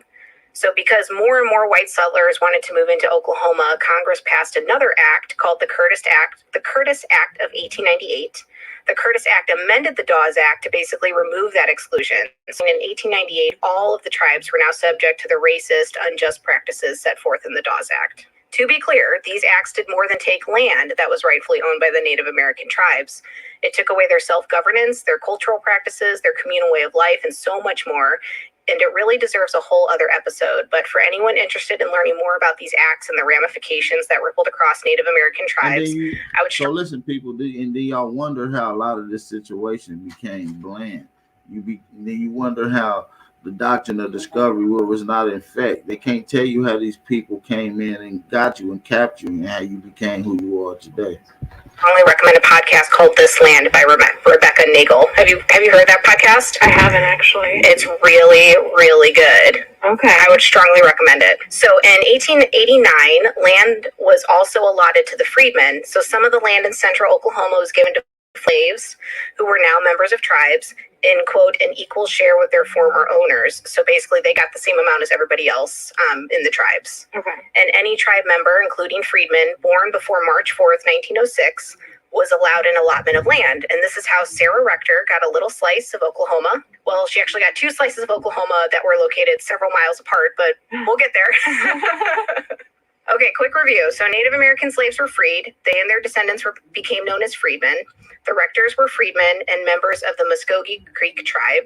And Sarah Rector and 2 of her siblings were born before 1904, which entitled them to some of this land that we've been talking about. Okay. So that's how little Sarah received 160 acres of, quote, farming land in Oklahoma. As I mentioned before, the government the crappiest parts of the land. It was actually rough and rocky and not even suitable for farming, and it wasn't even all in one piece. Sarah had 40 acres in one area, and then 8 miles away was the rest of it. Okay. And all of it was 60 miles from where she lived. Oh. And remember, this is like early 1900s, like 1906. Like a horse and buggy. That's exactly what I was gonna say. Yeah, like that is a long ride by horse and buggy, assuming she owned a horse and a buggy. Right. And an even longer trek barefoot. So when Sarah got the land, it was valued at $556, which is about $17,000 today. So that will tell you how valuable that land was. For 160 acres, it was worth $17,000 today. Yeah, in today's money. So, but unbeknownst to the federal government, they had given Sarah Rector a treasure trove of oil. Oh my God. Yeah, that's suckers. Awesome. Yeah, I know, right? Karma. So when Sarah Rector was 11 years old, she was living with her family. Her parents are Joe and Rose Rector. They lived in a 2-room shack on the land that had been allotted to her mother, which was actually being used for farming in this case. Her father had already sold his allotment, and this was that common because most of the people couldn't afford their yearly property tax bills, and because the land wasn't worth a lot and there was no way to make it profitable, they usually just sold it to somebody. Okay. So Sarah ran around barefoot. You hit them with the jug, give them shitty land. Say, listen, you got to pay me for the taxes on this land. Even though niggas used to farming and making money off the land is shitty now. There's no money being made, but you still owe taxes. So this is how your Indian land became out of possession of your family household. Instead of going into debt, they received some type of economics off of it by selling what little worth it was worth at that time. So let's get to it. But wore cheap dresses and was not even receiving an education. Her father struggled paying the $30 a year property tax on Sarah's land and had actually wanted to sell the land on several occasions. In 1809, he petitioned the courts to become the guardian of his children's estates, as he wasn't automatically entitled to that position despite being their father and caretaker. Now keep in mind, her father was asking to be the guardian of his poor black children, emphasis on poor. The court granted his request, and for Sarah's land specifically, he was able to secure some lease agreements with oil companies, which fell through at first, but then he did enter into a lease where he received $8 plus 12.5% of any oil revenues. So again, $8. Considering he only got $8, Joe likely didn't know that other allotments located around Sarah's land, oil companies had actually been striking oil, or black gold as it was called at the time. So over a year after Joe entered into this. So what they saying is they were just paying him like, listen, we're going to keep him quiet and tell him, listen, we give him $8 for a day, and then we give him 12% of anything we find. Little do they know, they finding oil all on the land, shipping it, burning it, making cheese off of it, not saying a damn word about it. All right, so let's get back to that. Let's go. Now keep in mind, at this time, her father was asking to be the guardian of poor black children, emphasis on poor. The court granted his request, and for Sarah's land specifically, he was able to secure some lease agreements with oil companies, which fell through at first, but then he did enter into a lease where he received $8 plus 12.5% of any oil revenues. So again, $8. Considering he only got $8, Joe likely didn't know that other allotments located around Sarah's land, oil companies had actually been striking oil, or black gold as it was called at the time. So over a year after Joe entered into this agreement, the first well on Sarah's land was completed, and it was a gusher, bringing in over 100,000 gallons of oil a day. It was immediately evident that Sarah would be 100,000 gallons a day. Now we can do the math on that right now. I want somebody in the chat that's smart. They can type in the chat. Go and see how much that will be valued today. 100,000 gallons a day of oil. How much would it? AP, you telling me that's the reason they didn't probably burn down Black Wall Street in Oklahoma, in Tulsa, because it was probably sitting on an oil field? Bro, they had black-owned oil fields. It's not just them. I mean, I heard what she said, but I'm like, damn, there's another family out there in Oklahoma that had black oil companies, black-owned oil company and oil rigs, black-owned churches, black-owned buses, black-owned movie stations, black-owned police, everything. And that's the reason why. That's the reason why Britain wanted to do trade with us and not them, and they got jealous of that shit. Type shit. How much would that shit be valued today? 100,000 gallons of oil, premium shit. Shit, how much is a gallon of oil right now? Somebody said 150 a barrel last time I checked.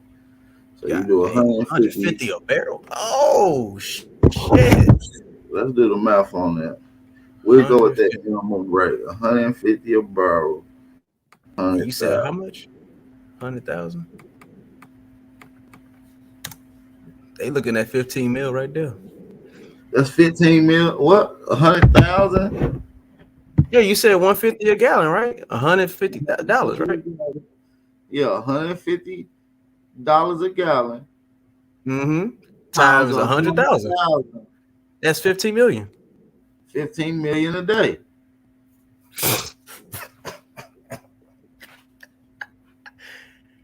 Hey, we was killing it, boy. Shit. And she lived like that too, though. We ain't even got into the lifestyle of Sarah Rector. We about to get into it right now, man. She lived like that. Let's go. Damn. Incredibly wealthy, which is good because by this time she had like 7 to 8 siblings. Oh my god. Yeah. So because Sarah was now wealthy, her father could no longer act as her guardian because she needed, quote, competent guardian. Like, I don't know, maybe a white guy. And it was common around this time for Native Americans generally to be assigned guardian. So they took her daddy from being a guardian and signed her a competent guardian. In other words, a Jew. I'm just going to tell you the flat out. It was a Jew. It was a Jew. He was involved.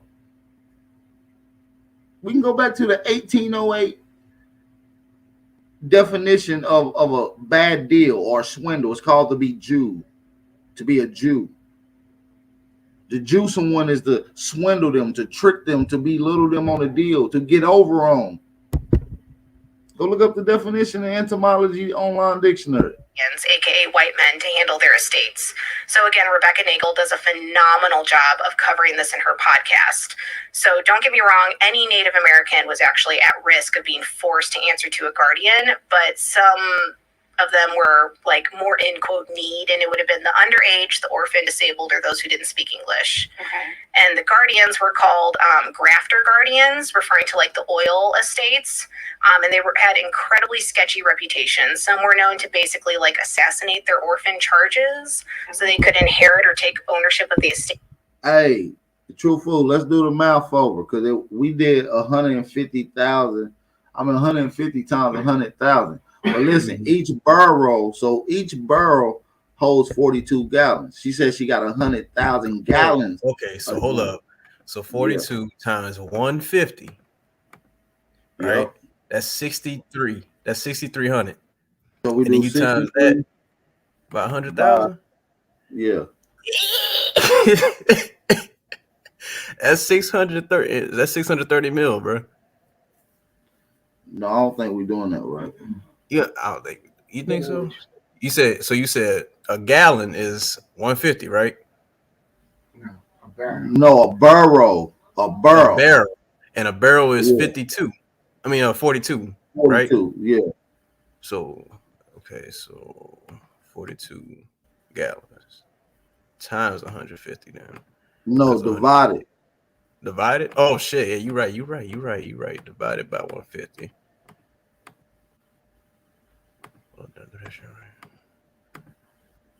Divided by 42. So that's $3.57 a gallon. Times that by 100,000. Right. So they was making 357,142.85 86 cents. If you round it up. That's pretty hefty for those times too. So over $300,000 they was making a day. That's hefty.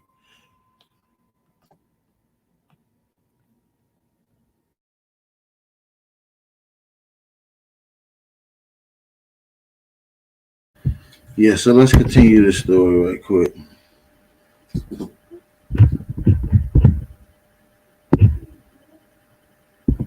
They could also charge bogus and excessive expenses for managing the estates, and it was a sugar show at the least. And it was supported by the courts and the law, which is even more alarming.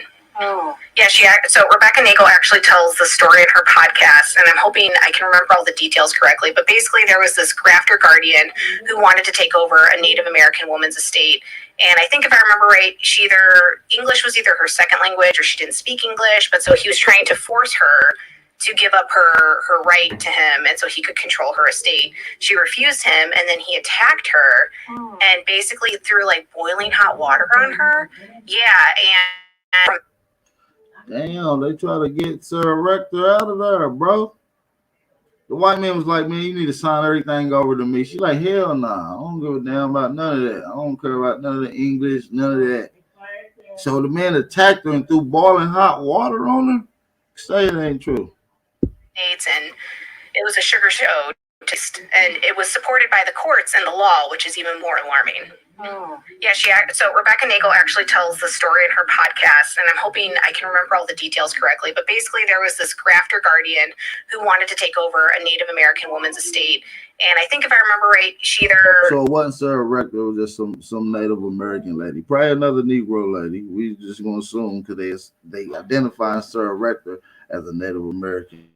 It was either her second language or she didn't speak English, but so he was trying to force her to give up her right to him, and so he could control her estate. She refused him, and then he attacked her and basically threw like boiling hot water on her. Yeah, and so from that she became disabled, And so then he was like, oh, wow, courts, like she can't speak English and she's disabled. She really needs my help. And then he became her guardian. Ew. I know, right? And it's so gross. Yeah, courts were like all gung ho for it. Like legally, it was on the up and up, and it just blows my mind. So yeah, again, This Land by Rebecca Nagel, strongly recommend it. When I started it, I was addicted to it, couldn't put it down. So after the gusher, Sarah's estate was being handled by her white male guardian, TJ Porter, and the operator drilling on her property, who was millionaire oil man B.B. Jones, another white guy. Around this time, it came to the media's attention that Sarah's land was generating a significant amount of money. Her land was making in a day what most American households were making in a year. Oh, good for her. I love that. Yeah, so six. Damn, she was making what most households was making in a day, what they was making in a year. Like about $15,000 to $17,000. $100 a day is basically what she was bringing in, which equates to over $15,000 in today's money. Oh, that's like, what I need. I know, like today, I would take $600 a day. Today, yeah, $15,000 per day. Like either one, I don't even care. Just sign me up. Yeah. Yeah. So the media went crazy with this information. A black-owned newspaper called Like you niggas would be happy what she made then, now. Not the equivalent to what it would be worth now, but she was literally making then $600 is what she was getting. You niggas would be happy with that today. She was getting banked, bro. She was getting cheese. Chicago Defender, upon learning of Sarah's circumstances, ran a front page headline titled "Richest Color Girl Forced to Live in Shack." The media was ruthless in insulting Sarah and her parents, saying that they were basically too ignorant to know what was going on. And they also questioned the scruples of her guardian, TJ Porter.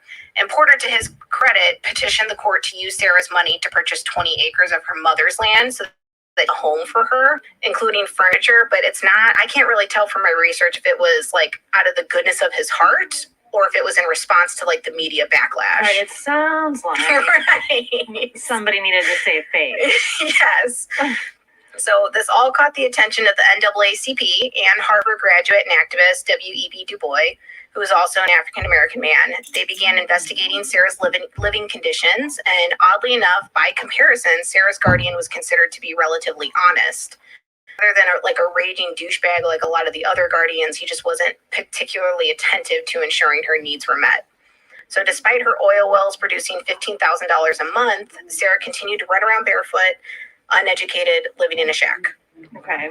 So even when Porter decided to step in and be a little more attentive, like that home that he petitioned the court to. That's some goddamn lie, man. You think this lady making $600 a day, equivalent to $7 today's money, and she ain't got no god dang on shoes on? You got to be a damn fool. See, this is when you got to use your brain, critical thinking, because they not telling you the whole truth. They be lying sometimes, and you got to learn how to know when they lying, or else you just gonna believe every damn thing that they tell you, like you come from a damn monkey and shit like that. You know what I'm saying? If you don't just use your brain, science to say you come from a damn monkey, and you got to say no, hell no, that don't make no goddamn sense. Let's get back to it. It was a 5-bedroom cottage, which sounds great, except she had a family of 10. Right. And the whole thing cost $1,700. Okay, yeah. 3 days worth of income for her property. Right. So this is where the fight began. Allies like the NAACP and Du Bois began petitioning the courts to have Sarah's estate managed by someone of her own race. You hear that? W.E.B. Du Bois, a sellout Negro. What is W.E.B. Du Bois known for? Pushing that we was African shit, Afrocentric shit. Who else he had up under him? Richard Allen, Marcus Garvey, Philadelphia, orchestrating that bullshit. Then W.E. Du Bois try to ban her from getting oil off her land. This nigga a sucker and a hater. Sell out hating ass nigga, boy. That nigga a bitch, bro. Barefoot, uneducated, living in a shack. Listen. Okay. So even when Porter decided to step in and be a little more attentive, like that he petitioned the court to build, it was a 5-bedroom cottage, which sounds great, except she had a family of 10. Right. And the whole thing cost $1,700. Okay, yeah. Yeah, which That is like makes sense. 3 days worth of income for her property. Right. So this is where the fight began. Allies like the NAACP and Du Bois began petitioning the courts to have Sarah's estate managed by NAACP and W.E.D. Du Bois. Now listen. her own race. It's worth noting that in cases where an estate had little to no value, a minor's parents or a person of color could be appointed as a guardian. But if the estate was wealthy, a white male was always appointed. And why should it matter? Well, of course, you want someone who isn't going to take advantage of the situation to be in charge. And guardians were allowed to charge exorbitant sums for their services. And although bad people come in all different shapes and sizes, given the social inequalities, stereotypes, and just straight racism at the time, African American was going to take better care of 11-year-old Sarah Rector. Right. And it's also like, just like I said, the straight racism at the time was just so blatant, and like nobody even tried to hide it. But it was also just so ingrained in society at that point. Like I was watching, there's this mini docuseries on Netflix called Amend: The Fight for Justice. Have you seen it? It's like narrated by Will Smith. I haven't. I've avoided. I get so upset, and I've had my whole life about this stuff. Yeah. I'm like, some of these documentaries that have come out, I'm like, I can't watch it because I'm gonna get. White lady, you ain't that damn mad. Because if you was that mad, you would give up all your white privilege and just give it, sign it over to the next black person you find. Be like, listen, I'm sorry that what my ancestors did. Everything I own, you can have it because I got it from off of you guys back. You ain't that goddamn sorry, lady. I'm talking out there, nigga. I bet you she'd give it up for $5. She might. She sound like a hoochie.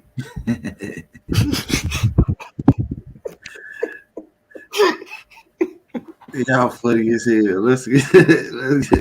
I'll go crazy. Yeah, you feel a little helpless, right? Yeah, right. Like, you know, you can be a good person, but when you see it's institutionalized, you feel helpless, like wondering, like, what exactly can you do to help make things better for people? So, no, I totally get that.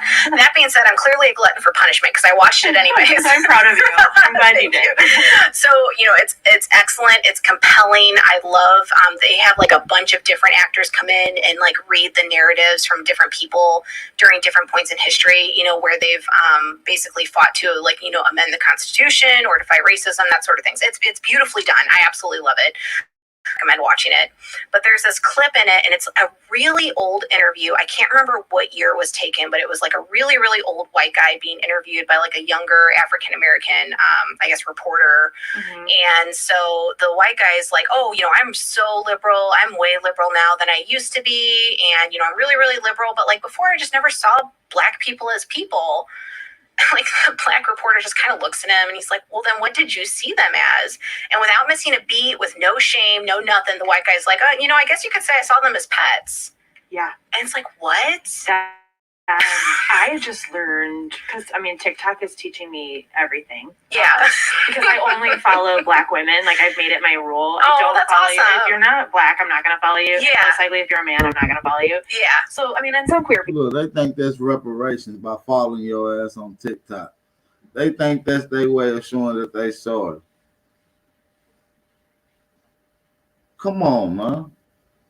AP, you know they ain't sorry, bro. They got this whole movement right now where black women are following black women, and they get mad about that, bro. I don't hear shit that you got to say about some shit like that. That's some weird shit.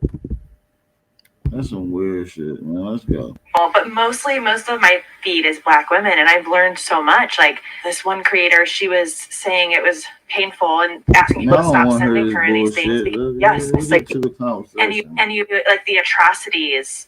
I don't know. It's just we're protected from so much of it. Like is Jordan that his teeth are wooden, his teeth are made out of ivory. How weird, how grotesque. Ivory, like the poor hippos, but like they ripped them out of the mouths of people and made him a set of teeth. Like that's that's something from like Jeepers Creepers. Yes, Do you know what I mean? Like that's he is horror movie disgusting. level. Like, Yeah. and he's an American, like the founder father. And it's like, ew. Right. And I mean, and if there's certain things that like people have done to warrant that sort of accolade, that's fine, but tell the whole story. Yes. Yeah, like that. Don't just, put them on the super high pedestal and praise them and only talk about the good things. Like talk about the flaws, talk about the mistakes, talk about the things that to learn from so that they never get repeated again. Exactly. Yes, because as we've seen lately, it is a dangerous, you can backslide. You know, people, there's some beliefs that I hear now from people and like, wait, what year is Man, shut up, Karen. You don't even know what the hell you talking about. Man, they on her tweaking. The beast to be the best ally that you can be. Yeah. Yeah. So, okay. Food for thought. Food for thought. The other issue with this is so this is like a two-pronged problem, right? We have white men in charge of black people, but also by allowing white men to keep the majority of Sarah's fortune, this was just another mechanism to keep African Americans from prospering as a community, right? Because, I mean, there's this quote from the New York Age, and I have two quotes from the media at the time, and I just think they hit the nail on the head. So the first one is, quote, "The money of these colored is deposited in white banks and used by whites. Not a penny, however, can be used by a Negro. Thus, millions of dollars in valuable land are gradually passing from the hands of Negroes to white people," end quote. And obviously some of that terminology is a little cringeworthy here in 2022, but I think the message is crystal clear, right? Mm-hmm. You're just slowly siphoning the money away from this community. You're not letting them spend it at their own businesses, to build their own communities and just transferring it all to the white people. Mm-hmm. So it wasn't enough that 90 million acres were taken from Native Americans and put into the hands of white people. What little land was kept and allocated to the tribes, of which very little was even profitable, was deliberately being siphoned into more white hands. So another press outlet wrote, quote, "If the colored people were allowed to control these millions of dollars of wealth, which is owned by their own race, we could get railroads, factories, suitable commercial standing as a race." And Sarah Rector literally became the poster child for this issue. So in addition to the NAACP and Du Bois, presidential advisor and former slave Booker T. Washington became involved and advocated for Sarah's best interests as well. After they became involved, Sarah started going to school. Rooms were added to her cottage and certain expenditures were approved by the court. And it does appear that of the percentage that Sarah was entitled to, because of all that money that her... Why she gotta approve all this shit by the court? Is this shit insured or something? What's going on? That's strange. Why she gotta approve about it? Property was making, she only got that 12.5% that we talked about before. Mm-hmm. But Porter used the majority of her money. Like, even though we're like, oh, like he only bought her a piano or only spent $1,700 on her house, I will say that the majority of her money he basically put into investments, like, for her. Okay. So he put it into mortgage lending, land development, and commercial real. And it's hard to tell like how much of it was him looking out for Sarah and how much of it was him trying to save face. How much of it was thanks to like the various public advocates that were stepping in and just taking a look at things. Mm-hmm. And again, it's also important to remember, though, as good as TJ Porter was, the majority of the guardians were not as honest as he was. As I mentioned before, some of these grafter guardians, or maybe most of them, were just pieces of garbage. Mm-hmm. There were reports of children living in the woods or being left in orphanages so that the guardians could just continue bleeding their estates dry.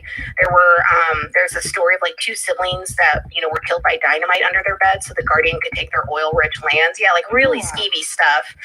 And then there's, of course, countless cases of embezzlement, right? Mm-hmm. In any event, Sarah's family eventually relocated from Oklahoma to Kansas City.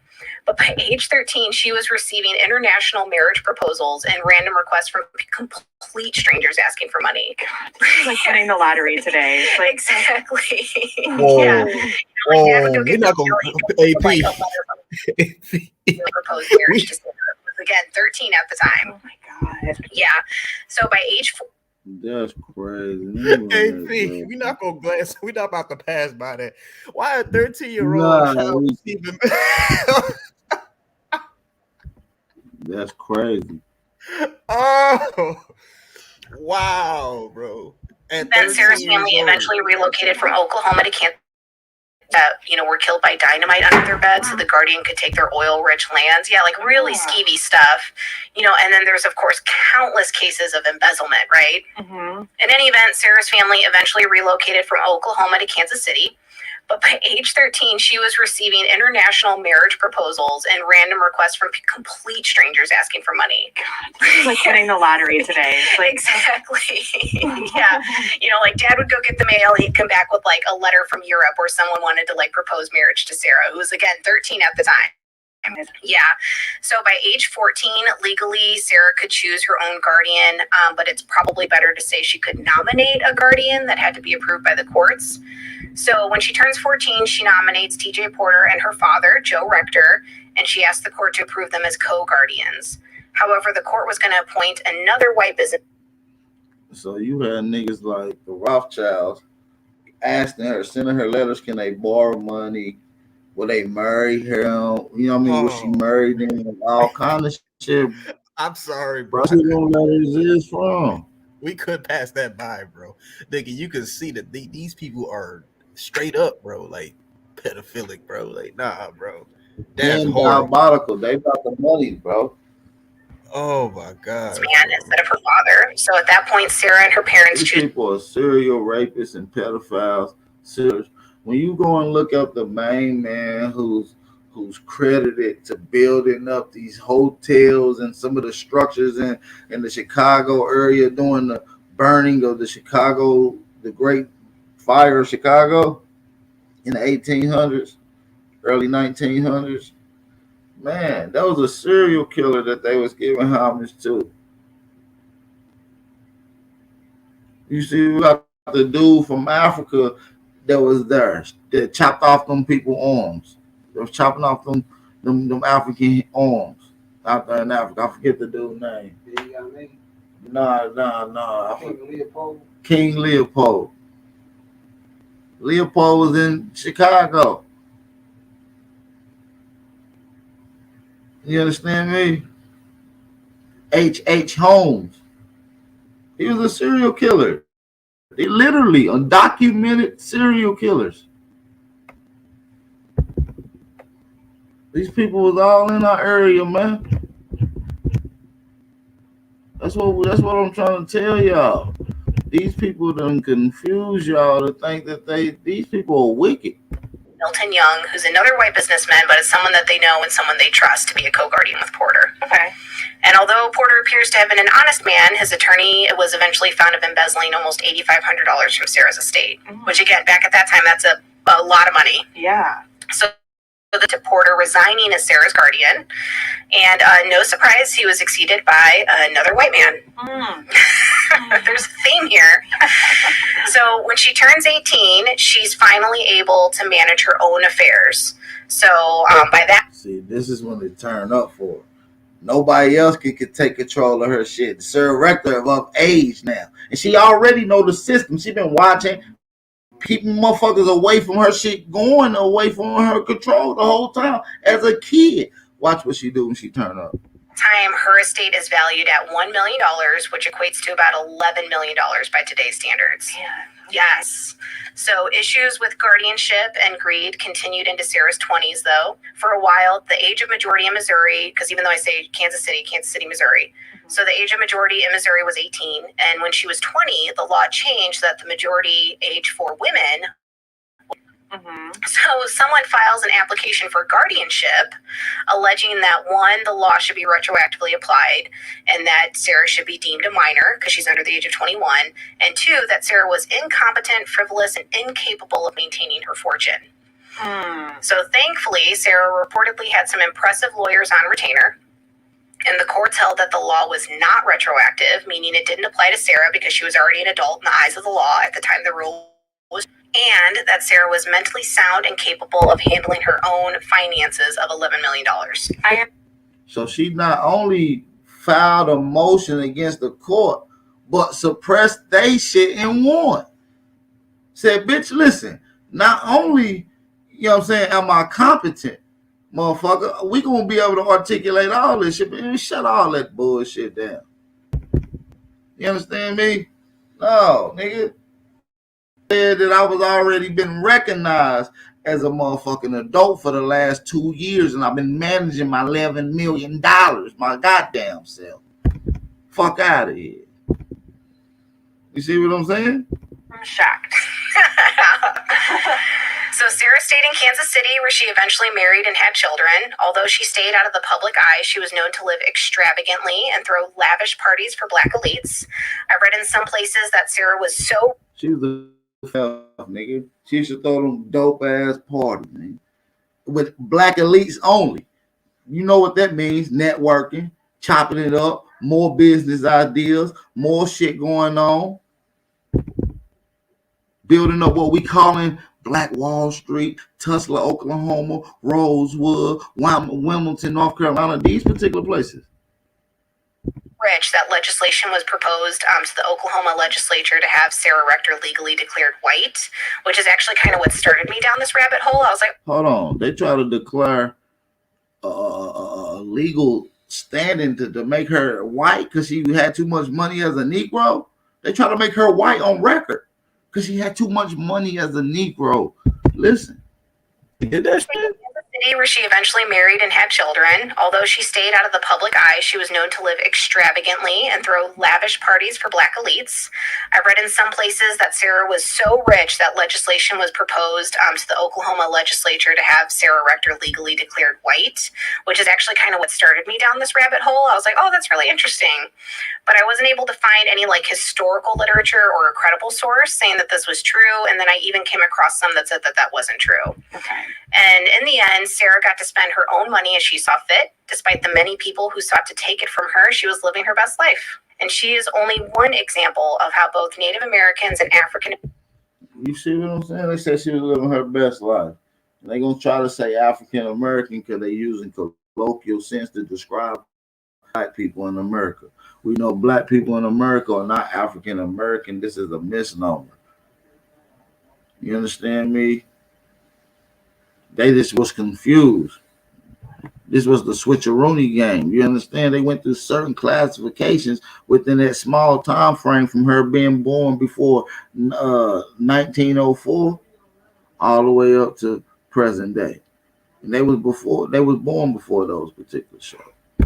Man, we're gonna end the show right there, man. Shout out to everybody in the building, man. Well, I'm gonna end this particular part of the live stream, but shit, we're gonna get into how, you know, J.P. Morgan, the Titanic, all leads up to this, man. These people was Jewish. The Rothschilds was sending in the letters. You fast forward today, you see Rothschild businesses everywhere. You see J.P. Morgan and shit everywhere. You see all these, like I said, one of the largest drug busts in Philly, and it was in Philadelphia. $1.4 billion worth of drugs found in a container, in the shipping container on J.P. Morgan's ship, and it was a container shipped to his place. You think it's still some now? Hell no, it's gone. You know they. Well, you know that he probably always getting shipments in. This was just a small loss to him, probably. Somebody was saying that their companies, that surprise party.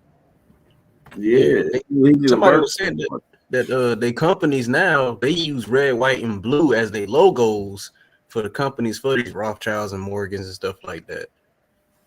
Yeah, Chevron out in Philly and Delaware, you see DuPont building this, DuPont that, and J.P. Morgan this, J.P. Morgan that. Yeah, it's all kind of shit. He got one of the biggest buildings in Philadelphia.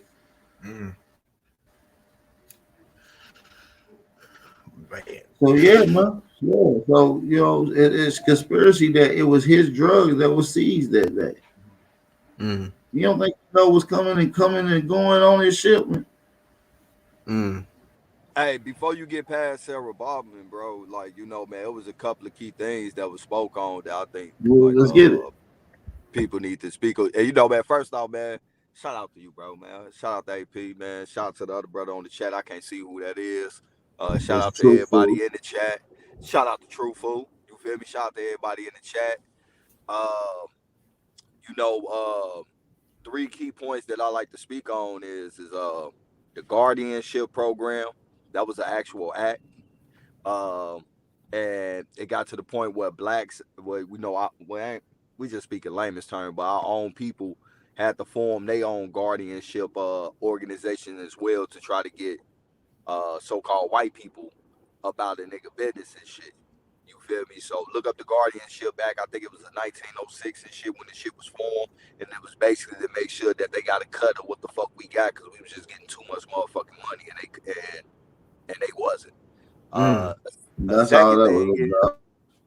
The second thing we need to pay attention to is that, you feel me?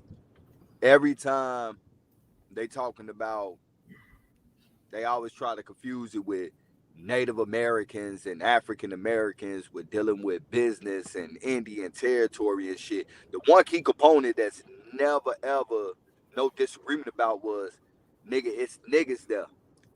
I never see none of these so-called Native American oil field owners. You mean to tell me that some slaves that you held as slave came in and got all the oil? Because I don't see they oil fields. You feel me? Now, a lot of our shit was taken over. A lot of our people's shit was taken over through that guardianship program. And the last thing I want to touch on was the fact that they was trying to technically declare her white legally in Oklahoma, because in the South, they had shit like that going on where after that person died, white people legally came in and claimed motherfuckers' name and took over their estates. So those are like three major key points right there about this information that you're going over with that shows out, you know, how a lot of fraudulent shit was going on and the tactics that they was using this shit to steal our shit. You feel me? And who was really the owner of this shit? Because they study like to say Native American and African American, but I never see so-called fucking Native Americans. All we see is our people and shit in these terms and shit of shit that's going on and shit. So like, yeah, you feel me? I think people need to dig into that because it's a lot of key shit up and up. So what you're saying is we deal with a bunch of cockroaches who trying to finesse their way to the top, and then they parade it in our face like they didn't work hard and all that stuff for it. Yeah, but another thing is the hidden hand connection between these Native Americans and these motherfucking crackers and shit. You feel me? These Native Americans didn't have shit, bro. They didn't have anything. They were allowed. That's why most of these Cherokee nations and Choctaw, all these new nations with all these pale faces and Mongoloids in them, they be federal recognized because so that way the Federal Reserve can give them a certain amount of money. That's how they recognize them as federal tribes. Well, the thing is, before they start passing out that money, them niggas didn't have shit. Oh yeah, I know that. We had everything in that motherfucker. We was even the council members. We held council. We the one that called the shots in those areas. So that hand-to-hand connection I'm talking about is them usurping another group of people to replace another group of people, but control. It's like if a nigga been starving all his life, bro, nigga ain't been eating nothing but fucking breadcrumbs and shit for so fucking long, and you come in and tell them like, I'm gonna put you in charge over these people shit. Look at everything they got, but nigga, this me and you against them. That starving motherfucker gonna come in and do whatever the fuck he can to make sure that he eat, cause he ain't ate in so fucking long. And that's basically what went on. Like even Osceola, right? Now the so-called descendants of this motherfucker that's running the Seminole tribes now, right? They look like Mongoloids. But Osceola was by description and by knowledge, he was a fucking nigga. So where the fuck do these people come from? You feel me? So that's what I'm saying. You know, they usurping these people to steal niggas' identities for real, bro. Yeah, because the thing was, I feel like this whole $5 Indian shit came about, and fucking, I guess they didn't reach the numbers, so they was like, well, who else can we give this to? So they even went ahead and gave it to these Mexican Mongoloid looking people, bro. That's what I think what happened on some real shit. It wasn't getting that many numbers up there. I mean, yeah, it was getting land and stuff like that, or at least our land. But they needed somebody else to fill in that void, and I think that's who we looking at now with all these casinos and stuff. If somebody somebody in chat was right. I ain't never seen no Mongoloid oil field. I ain't never seen no Mongoloid Wall Street. Just said that. Mm-hmm. Oh, that was you? Yeah, I ain't seen nothing. Yeah, you're right. I ain't seen That's nothing. what I'm saying. And this is all so-called Indian territory. You feel me? Mm-hmm. So a lot of ideas that we've been made to believe, right? And nobody is at fault, even people that still believe it today, because we all got indoctrinated the same way, including other people that's not us.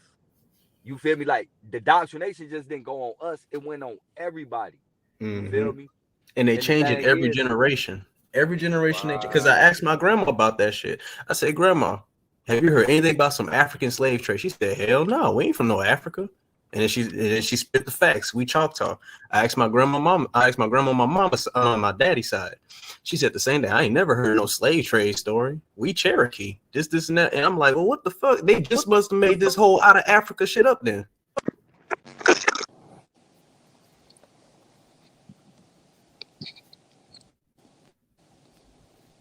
Yeah, you still there, brother? Or my shit tweak? Yeah, your shit was tweaking. I was waiting for you to come back.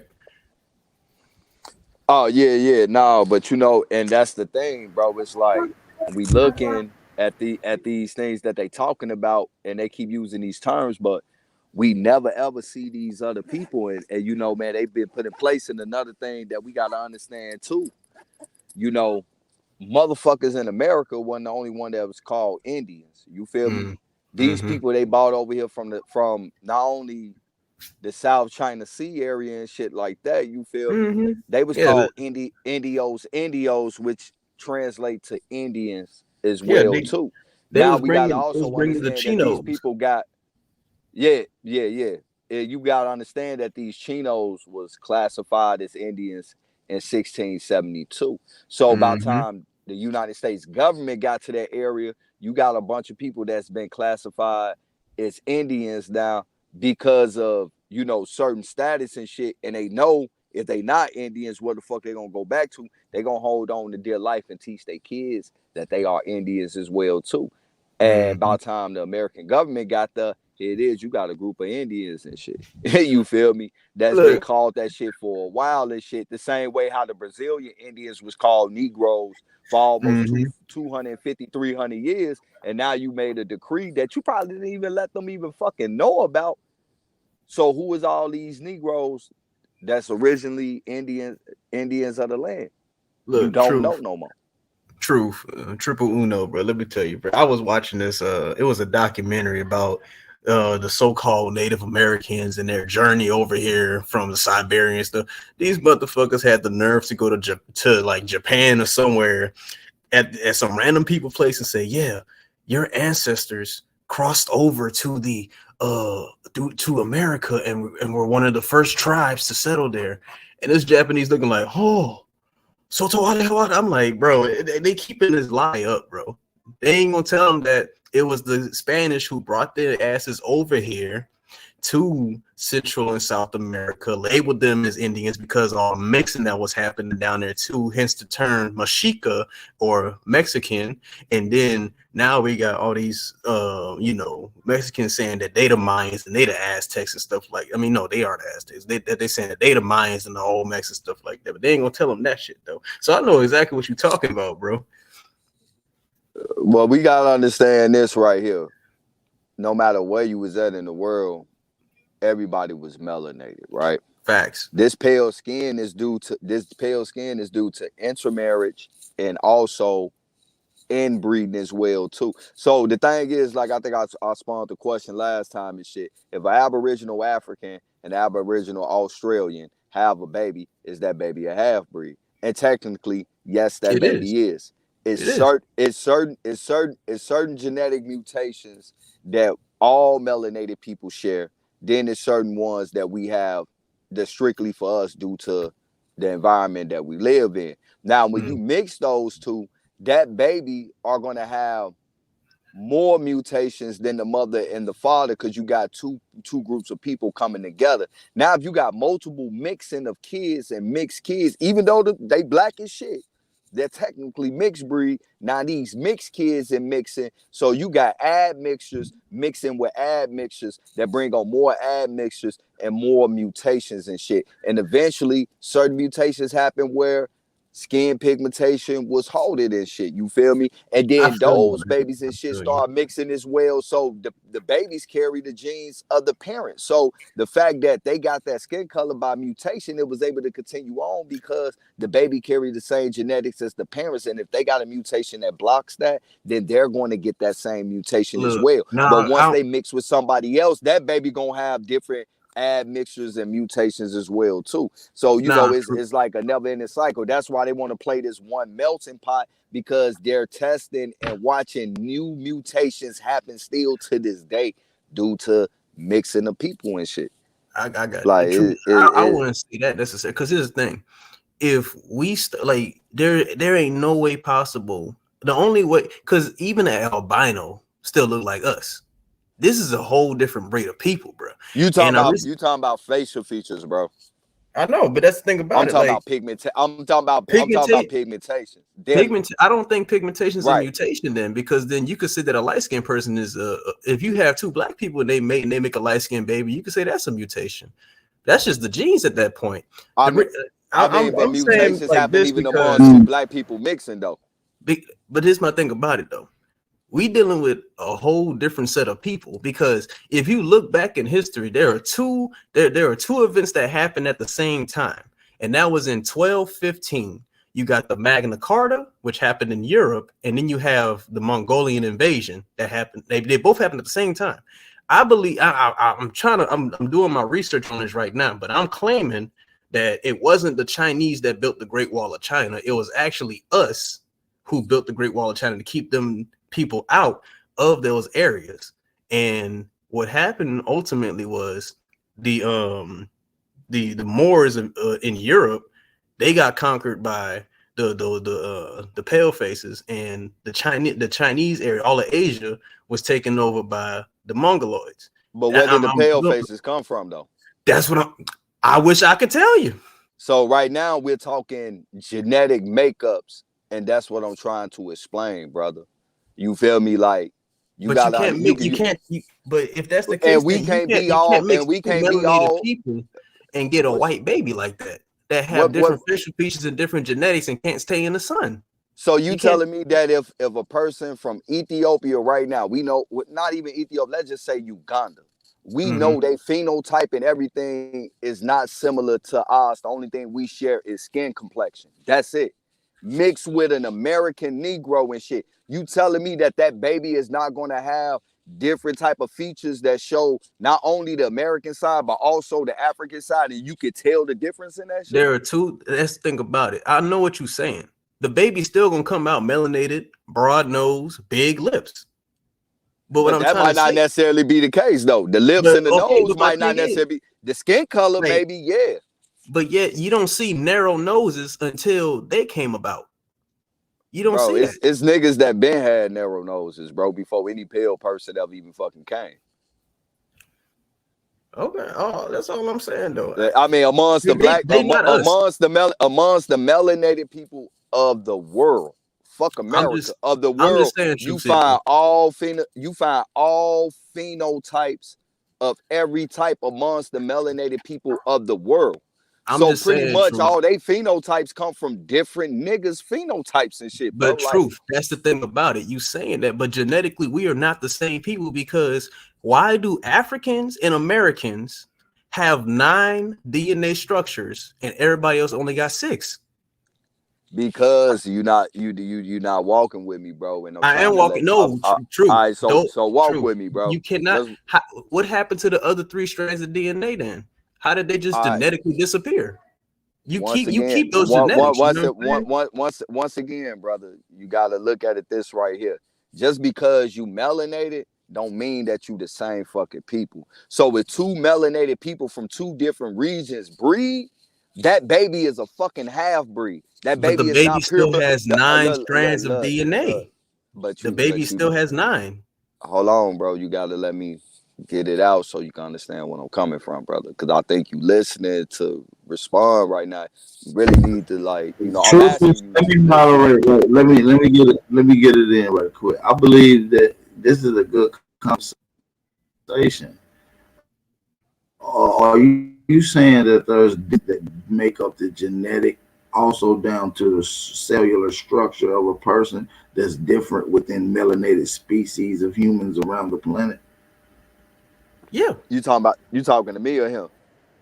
Both of y'all. Now, what you asked? Oh, my bad. I didn't catch that. I'm just saying, AP, it is Do you- impossible for us, 9 DNA stranded people, Hold 9 on, just take the truth. I just want to make sure this question is out. Truth, are you under the awareness? Are you saying that there's different genetics makeups that make up someone's phenotype and genetic structure down to the cellular structure that differs in different melanated groups around the globe? Of course, exactly what I'm saying. What I'm saying is that there are certain genetic mutations that all melanated people share. But even amongst those different melanated people, they have certain mutations that other melanated people don't. And when you start intermingling amongst these two different people, they start forming new Okay. mutations.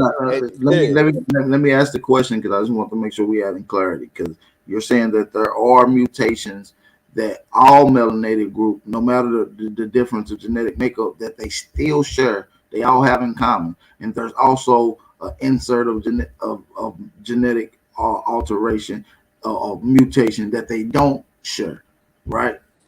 That's a fact.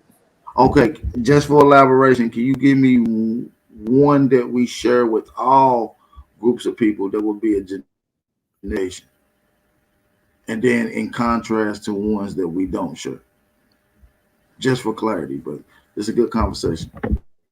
Okay, so the gene that deal with pigmentation, right? We all share that, right? Now the gene that's dealing with hair type, some of us share the same gene with that, and some of them have different mutations on that gene where, like, some of our hair in certain areas, you know, it come out super coarse. And then you got niggas that come out with super fine hair that always had that before any pale person ever came on this planet. You got certain melanated people that really have the mutation of the sickle cell gene. And then you have some that don't. You feel me? Because of the climate, because of the area that they in. So they never had to form that mutation to fight off malaria. You feel me? In certain areas and shit. So there, you know, man, I mean, we can go over thousands of certain mutations that we all share, and then we can go over thousands of mutations that we don't share based on the geographic location that we at and shit. And, you know, that's a fact. And can we get into some examples of those that just for instance, since we're talking about Uganda, which is in the continent of Africa, compared to let's say American Indians or Negroes here, how do you compare and contrast the different mutations that occur within us that differs from the ones that occur from them? Okay, you know, man, we could just deal with the one that I just brought up, like the sickle cell. That's something that run rampant amongst our people and shit. And the reason why is because we was in a wooded, swampy area and shit where there was hella mosquitoes and hella malaria going around. Our body had to evolve and adapt. That's the real evolution. Your genes doing this part to help fend you off to survive in a hostile environment and shit, right? But They don't carry that. They don't carry that mutation over there and shit. That's why a lot of those babies are dying from malaria now. Because they uprooted certain areas and now. Can Oh, you my bad, can you you? got it, AP. No, I want to ask a question because if I'm not mistaken, I believe Africans can get sickle cell, right? Yeah, it is certain areas where they do got it at, and then there are a lot of areas that they don't have it at. And Okay. then some of them have another mutation on the chromosome 16 that even though it's an iron amenity, it's not the same as sickle cell. You feel me? And in contrast to that, does having the sickle cell trait active, does that prevent you from getting malaria? Yeah, that is a fact. I mean, you know, the parasite will get in there, but it won't survive. It won't starve out your the oxygen in your blood level. You feel me? That's why the Okay. people that like for instance, right? Even Wow. malaria mutates. Oh, my bad, bro. I think we got a glitch. Hello? We good? Yeah, we Yeah, good. we We good. good. You can hear me? Yeah. All So right. so So I for just want to instance, right? verify that. That was just a few things that I want to get from you just to add clarity. So, True Food, are you under the a different understanding, which you're saying that I know that y'all both have contingent points, y'all also have agreement points. You're also in agreements that there are genetic makeups that differs within all melanated people around the globe as Yes. well. Yeah. That's no Right. doubt about that. What I'm But getting you're at is saying, truth what you're saying is that all of these particular genetic structures that differ has genetic mutations that only applies within those group of people. Is that what you imply? Or are you saying something else? I just want to get what you're trying to say. Okay. Yes, I'm saying that, but what I'm getting at is Truth Seeker is saying that because of our mutations and mixing of our different phenotypes and groups of people, that the white people then came out of nowhere from us. I'm saying that is not possible. Oh, okay. Now I see the point of contention. Okay, now let's get to it. Truth, you're saying that through various different combinations, right? And you get an outspring of what we call the pale skin. Right. And you can look at it. I mean, I can give you a prime example. Well, you know, I don't call him that, but let's just go with the title that he gave him, the Holy Roman Emperor Charles V, and then eventually his son King Philip, right? Now, as you look on, right, from Charles V to King Philip, we clearly know based on the earliest depictions of them, these are Negroes, right? Any disagreement on that? Yeah, No, I'm in not no disagreements to that. Truthful, do you concur? No, I'm just listening. I'm listening. I agree. No. All right, so we know Charles V was a nigga. King Philip was a nigga, but notice after King Philip, right? His sons, all the earliest depiction, they pasty than a motherfucker, and they got a lot of deformities as well and health issues, right? Y'all familiar with that, right? Yeah. All right. Okay, So but what you have going on at that time, and the reason why this is transpiring, because this was during a time of so-called pure blood, keeping the blood pure in the family. And in all actuality, they was doing more harm to the kids than more help to the family, because they was inbreeding amongst each other, which gave a lot of those kids the same copies of the same genes, but also new mutations. Now, at the same time, not only in Europe did you have that going on, but you had that shit going on in other places as well too. You feel me? You had that shit going on in Asia. We know Asia was a melanated place up until around the same time as the coming age of the European that we know today. So let me ask a question, Truth Seeker. Are you saying that if because of our inbreeding we made white people, are you saying that if white people inbreed they can make a black baby? You say what? You're saying that because of us inbreeding, which I find that I don't know, that we made a white baby that resembles nothing like us, a Caucasian basically. So are you saying that Caucasians can make a melanated baby? No, not at all. Because that no, not at all. Because that mutation has already happened there, and they already know that it's a mutation on that gene that produce our melanin. That's what's hindering their melanation from being able to be produced because of that mutation and shit. But what happened is when you inbreed, you're given a double copy of the same genetic makeups and shit. And what that actually do is cause deformities and motherfucking health and problems and shit to the baby. Now we know in a sunny fucking place, if a mutation happened on your motherfucking, on the gene that produce your melanin shit, that is a health issue, because now you are exposed to the sun in a way that other people aren't. So basically, inbreeding and intermingling caused on new mutations and shit, right? Okay, You so feel let me take an we intermingle nowadays, man. That's the thing about it. Like you trying to say. I mean, yeah, that's true too.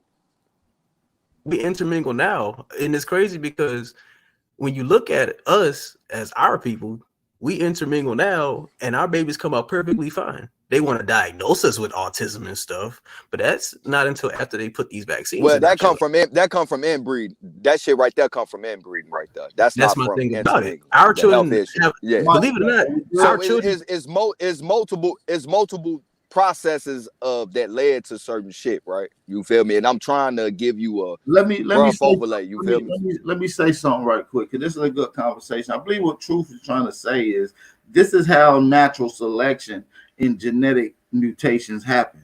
So let's just say two of these melanated species meet, and they're two melanated species, and one of their genetic mutations is to have a non-melanated species, one that the pigmentation of the genetic alters where they don't carry melanin. They have the same phenotype. The genetic makeup is similar, but there's an alteration. Natural selection says, and what natural selection will talk about was say that they will at sometimes pick only the whiter skinned ones, or the darker skinned ones, or the ones with the round head, or the ones with the short head, and these particular ones will be chosen for mating, and these were the ones that will be spreaded upon to generations and see if this particular outcome goes. This is how natural selection goes. And when you have a baby, what do the baby genetic makeup is? It consists of the genetic makeup of the mother and the father. But so if the mother and the father have a mutation, and like I said, 50% of the mother and 50% of the father, and in rare cases, which we know over the course of this mutation happening, you can assume that this have accumulated several times. And in rare cases, you can have 100% of both DNA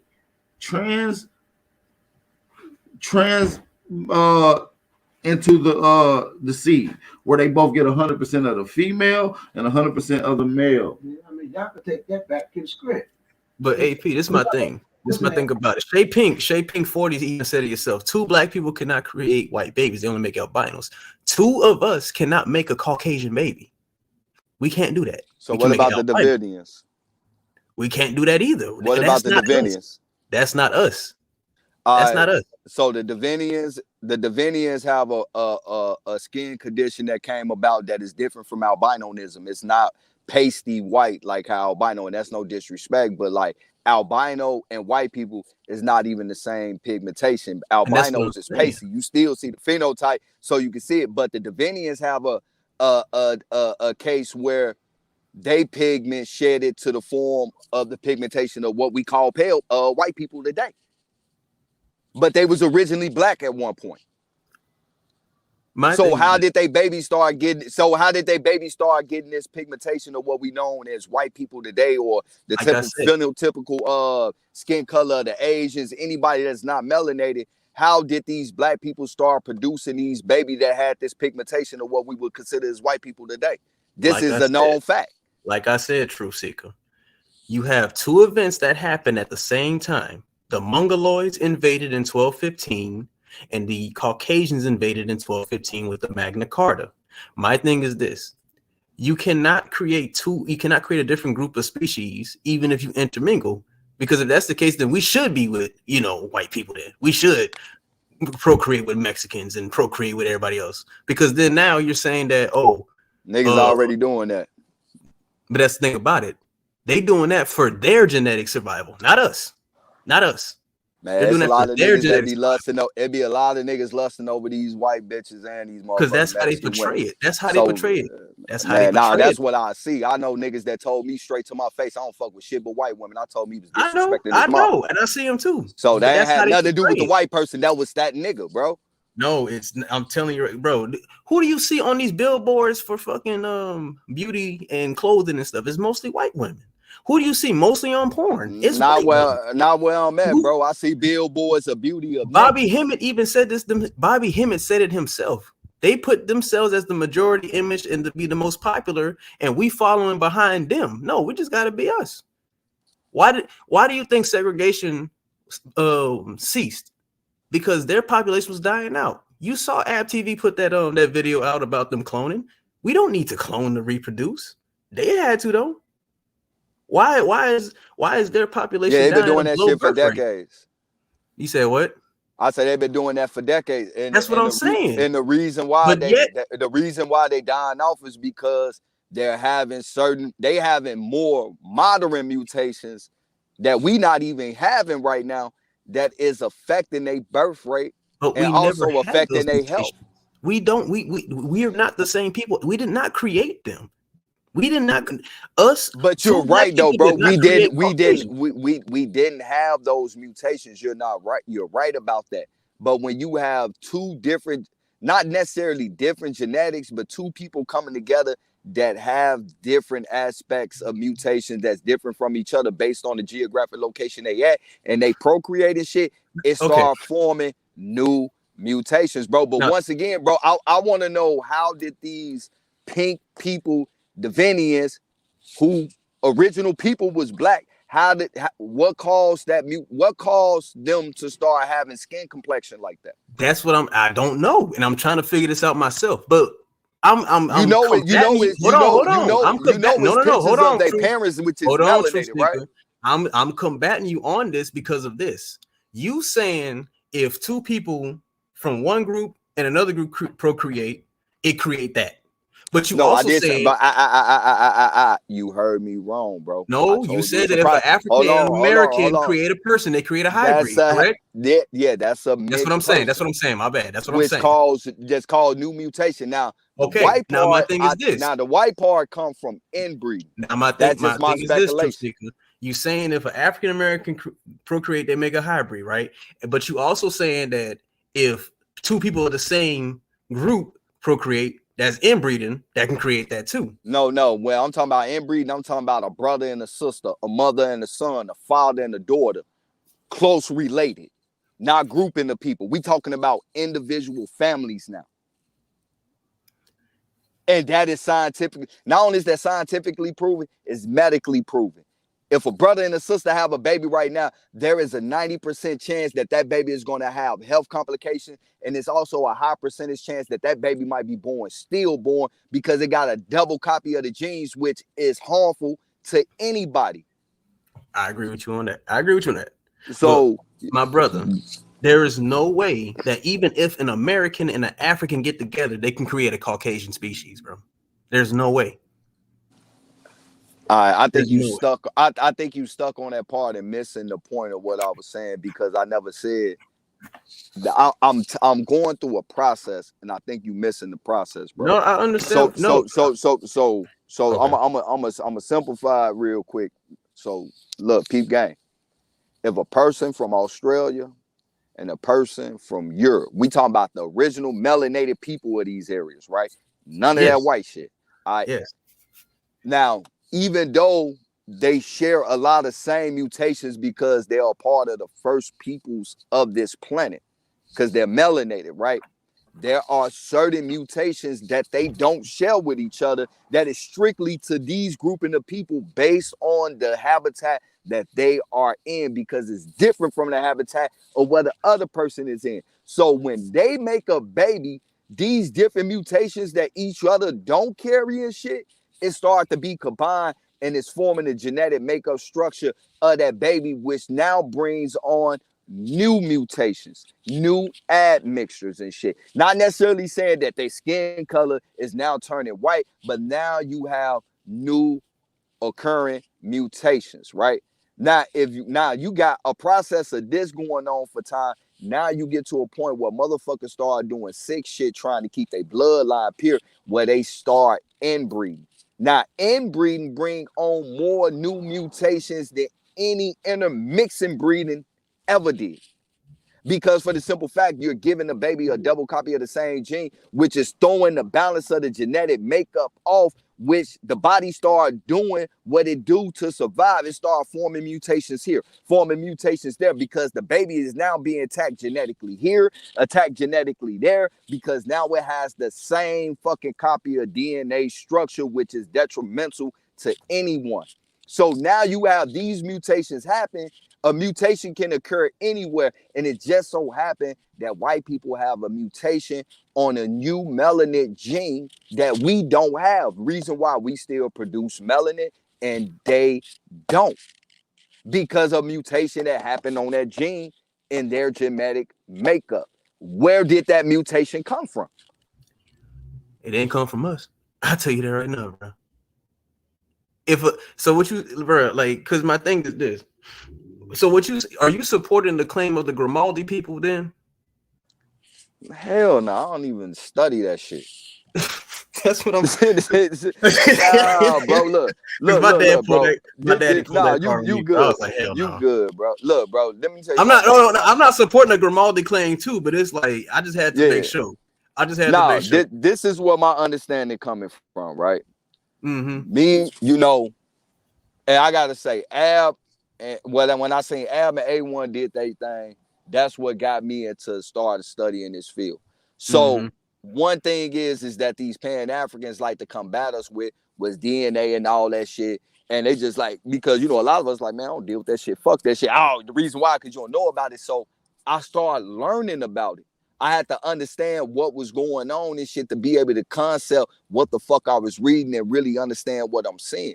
And as I'm seeing it and what's going on and what's happening in the body makeup, what happened during this time, why did this happen, why did that happen? And the reason is because the body is made up to defend and protect you from any hostile environment. And when your body get in a hostile environment that it feels like it has to protect you, the first thing it start doing is producing mutations in areas that they feel that are being attacked that can kill you. This is your body. This is what the Creator did.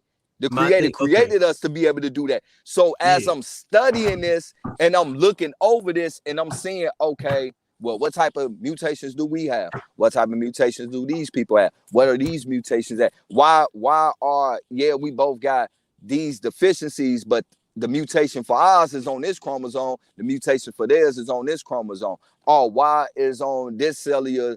It's a mutation for us. It's and not a mutation from them. Oh, okay. So what happened when intermingling started happening? Do it matter if you black or white, or do two different black people? Is that considered intermingling? Do that cause new mutation? Yeah, it does. You feel me? Why is this and that and that? So when I start studying this shit, I'm contemplating my own concept based on the information that I'm seeing and shit. And I mean, like, we just over talking right now. I got a plethora of shit that I can do to support my shit, even though I'm gonna be honest with you, I'm not even saying what I'm saying. It's a definite fact.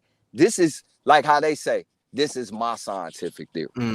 Yeah, I could be wrong. If I'm wrong, I'm wrong. I can accept that. But based on my observation and for what I'm seeing, this is the concept and this is the conclusion that I came to, especially with the fact that we can't get around the fact that every human being on this planet do share 98 to 99% of the same genetics. The difference is literally 1 to 0.01%. True. The reason I'm hitting hard on this one is because when it comes to their genetics, you can find dog DNA, you can find rat DNA, you can find all monkey DNA, you can find all that stuff in them. You don't see that in us. That's why I'm hitting hard on this. We don't have that. We don't have animal DNA in us. They do. They don't grow hair. They grow fur on their head, bro. I'm sorry, bro. I'm just putting it out there, bro. Hey, look, bro, I'm going to just be honest with you, bro. Biologically, every living, breathing thing on this planet shares certain genetic and biological traits amongst each other, whether it be plants, animals, water, soil, all that. Period. I mean, you know, you ain't got to believe in this shit, bro. I mean, you know, I just say, man, really search this. But every living, breathing thing on this planet, every species share something with each other all the way around because we all come from one source, to keep it a buck. Now, a lot of this shit is mutual creations amongst people, but I mean, you feel that way, I can respect that, bro. But based on what I seen, bro, like, we share genetic structures with animals, not fully like how they got. You feel me? We share genetic structures with plants, the air, the Yeah, water, the that's what all soil, that. everything. But that's what those that's all that that junk DNA they want to talk about that we got. That's all it is. It is the basic blueprint for everything around us. You know what I'm saying? The DNA of a walnut, the DNA of a bird, all that stuff is already within us. But my thing is this: they don't have the same junk DNA that we have. Matter of fact, they don't even have that junk DNA. Their DNA is comprised of mainly animals, like put together: pig, dog, rat, bird, fruit fly, whatever the fuck. That's what they. And that's why I'm like, I don't know. You know, that's why I had to combat you on that one real quick. You know, I respect your Nah, bro, viewpoint and it's your good. observation because you know you come with the facts. You know what I'm saying? And you know, so I mean, I could be completely wrong, bro. yeah, that's what I'll be we 100. don't know. You know what I'm saying? We don't fucking know. I could be completely wrong, bro. But, you know, based on what I'm seeing, bro, like I say, you know, there are certain mutations that only melanated people got and other people don't have at all, bro. You feel me? Then there's certain mutations that we do share with these other people as well, too. But then even amongst the melanated people, there are certain mutations that only this melanated people got, this melanated people don't have. They have something that even this melanated group have. So it just goes to show, you know, that there was melanated people all over, and the main core things we share. But then there are individual aspects of it and shit that we don't share with other people, and it's based on the habitat, where the fuck we stay at, the geographic location we at, you know, the climate, the food source, and everything, bro. You feel me? So, yeah. So that just like even in Melanesia and shit, you feel me, in the South Pacific Islands, those guys got certain mutations and shit where they can stay up underwater way longer than a mainland motherfucker in America or in Africa or Europe could stay up on it, because that's the type of habitat that they in, and that's the way they food source come. They have to be in the water a lot in order to get one of the main dietary things that they put in their diet and shit. You feel me? We don't have that. They do. You feel me? But then it's shit that we have that they don't have. You feel me? The shit Because that we have allow us to live strictly off of plants, but they trying to get us to eat meat. They need to eat meat. We don't. That's a fact too. Have you seen what vegans look like on their side and what vegans look like on our side? It's two different things. You know what I'm saying? So I get what you're saying about, you know, there are things that we have that they don't, and they have things that they have that we don't. But you know what? I'm happy I have what I have there. You know what I'm saying? Shit. Be honest with you. Yeah. I respect your whole viewpoint, viewpoint, True. I really do. I respect you, bro. You know what I'm saying? You right. You right. Nah, So, I fuck with you, True Foods. Like, man, you know, ain't nothing wrong with questioning anything, bro. If I hear something I don't like, bro, I mean, well, not now like that, just I don't agree with, I'm gonna have to ask questions and shit, and then I'm gonna bring forward what I know on it. And I feel like anybody that's giving out anything, they should be able to accept them same questions in return and shit, bro. You feel me? Like, you know, and like I say, at the end of the day, I could be all the way completely wrong, bro, and I'm fine with that and shit. You feel me? That, you know, I ain't want to, you know, turn this into a heated. I don't like heated debates, bro. Everybody got, you know, nah, questions. bro, this ain't heated, bro. You know what I'm saying? No, because every time, you know, man, we family, conversation like this pop up, you know, it be getting loud and heated, and yeah, niggas that just want to start throwing names and stuff, calling you out your name. Like, bro, we ain't got time for that, bro. Just build, my nigga. You know what I'm saying? I would never do that. I would never do that, especially to you, my nigga, because, you know, I know you, bro, and, you know, at the end of the day, it's a lot of shit out here that I don't agree with, but I respect that brother, that sister, just like I'm pretty sure shit that I say that motherfuckers don't agree with me, but they still show me respect, and, you know, that's all that matters, because at the end of the day, like I say, I can be completely wrong, but my intentions weren't wrong, because the place that it's your coming attention from, was in the it's right a good place though. and shit. Yeah. Right, and that's all that matters. Like, God damn, AP, who that? If the information is, man, shit, nigga, that's your wife, bro. You good? You out here living life. Hey, AP. Hey, AP, check it out. Where you at? My bad. What's up, OG? My bad. I was talking with my mic muted. What's up with it? Hey, is it cool, man? If I do a promotional shout out real quick, my dude. Yeah, absolutely, man. We about to get ready to get out of here anyway, so this will be a perfect way to end the show. All right, man. 25th, 9 p.m. Eastern time. Me and Ab TV is doing a collab on the dark side of DNA. We're going to be breaking down the DTCs, which is direct to consumer DNA. We're going to be busting down on evolution and other things as well too. Man, reach out to Ab TV. You feel me? He got the promotional trailer on his new channel, Aboriginal. Damn, what the fuck is the name of bro new channel? Oh my god! Oh, Ghost of Aboriginal TV. Ghost of Aboriginal TV.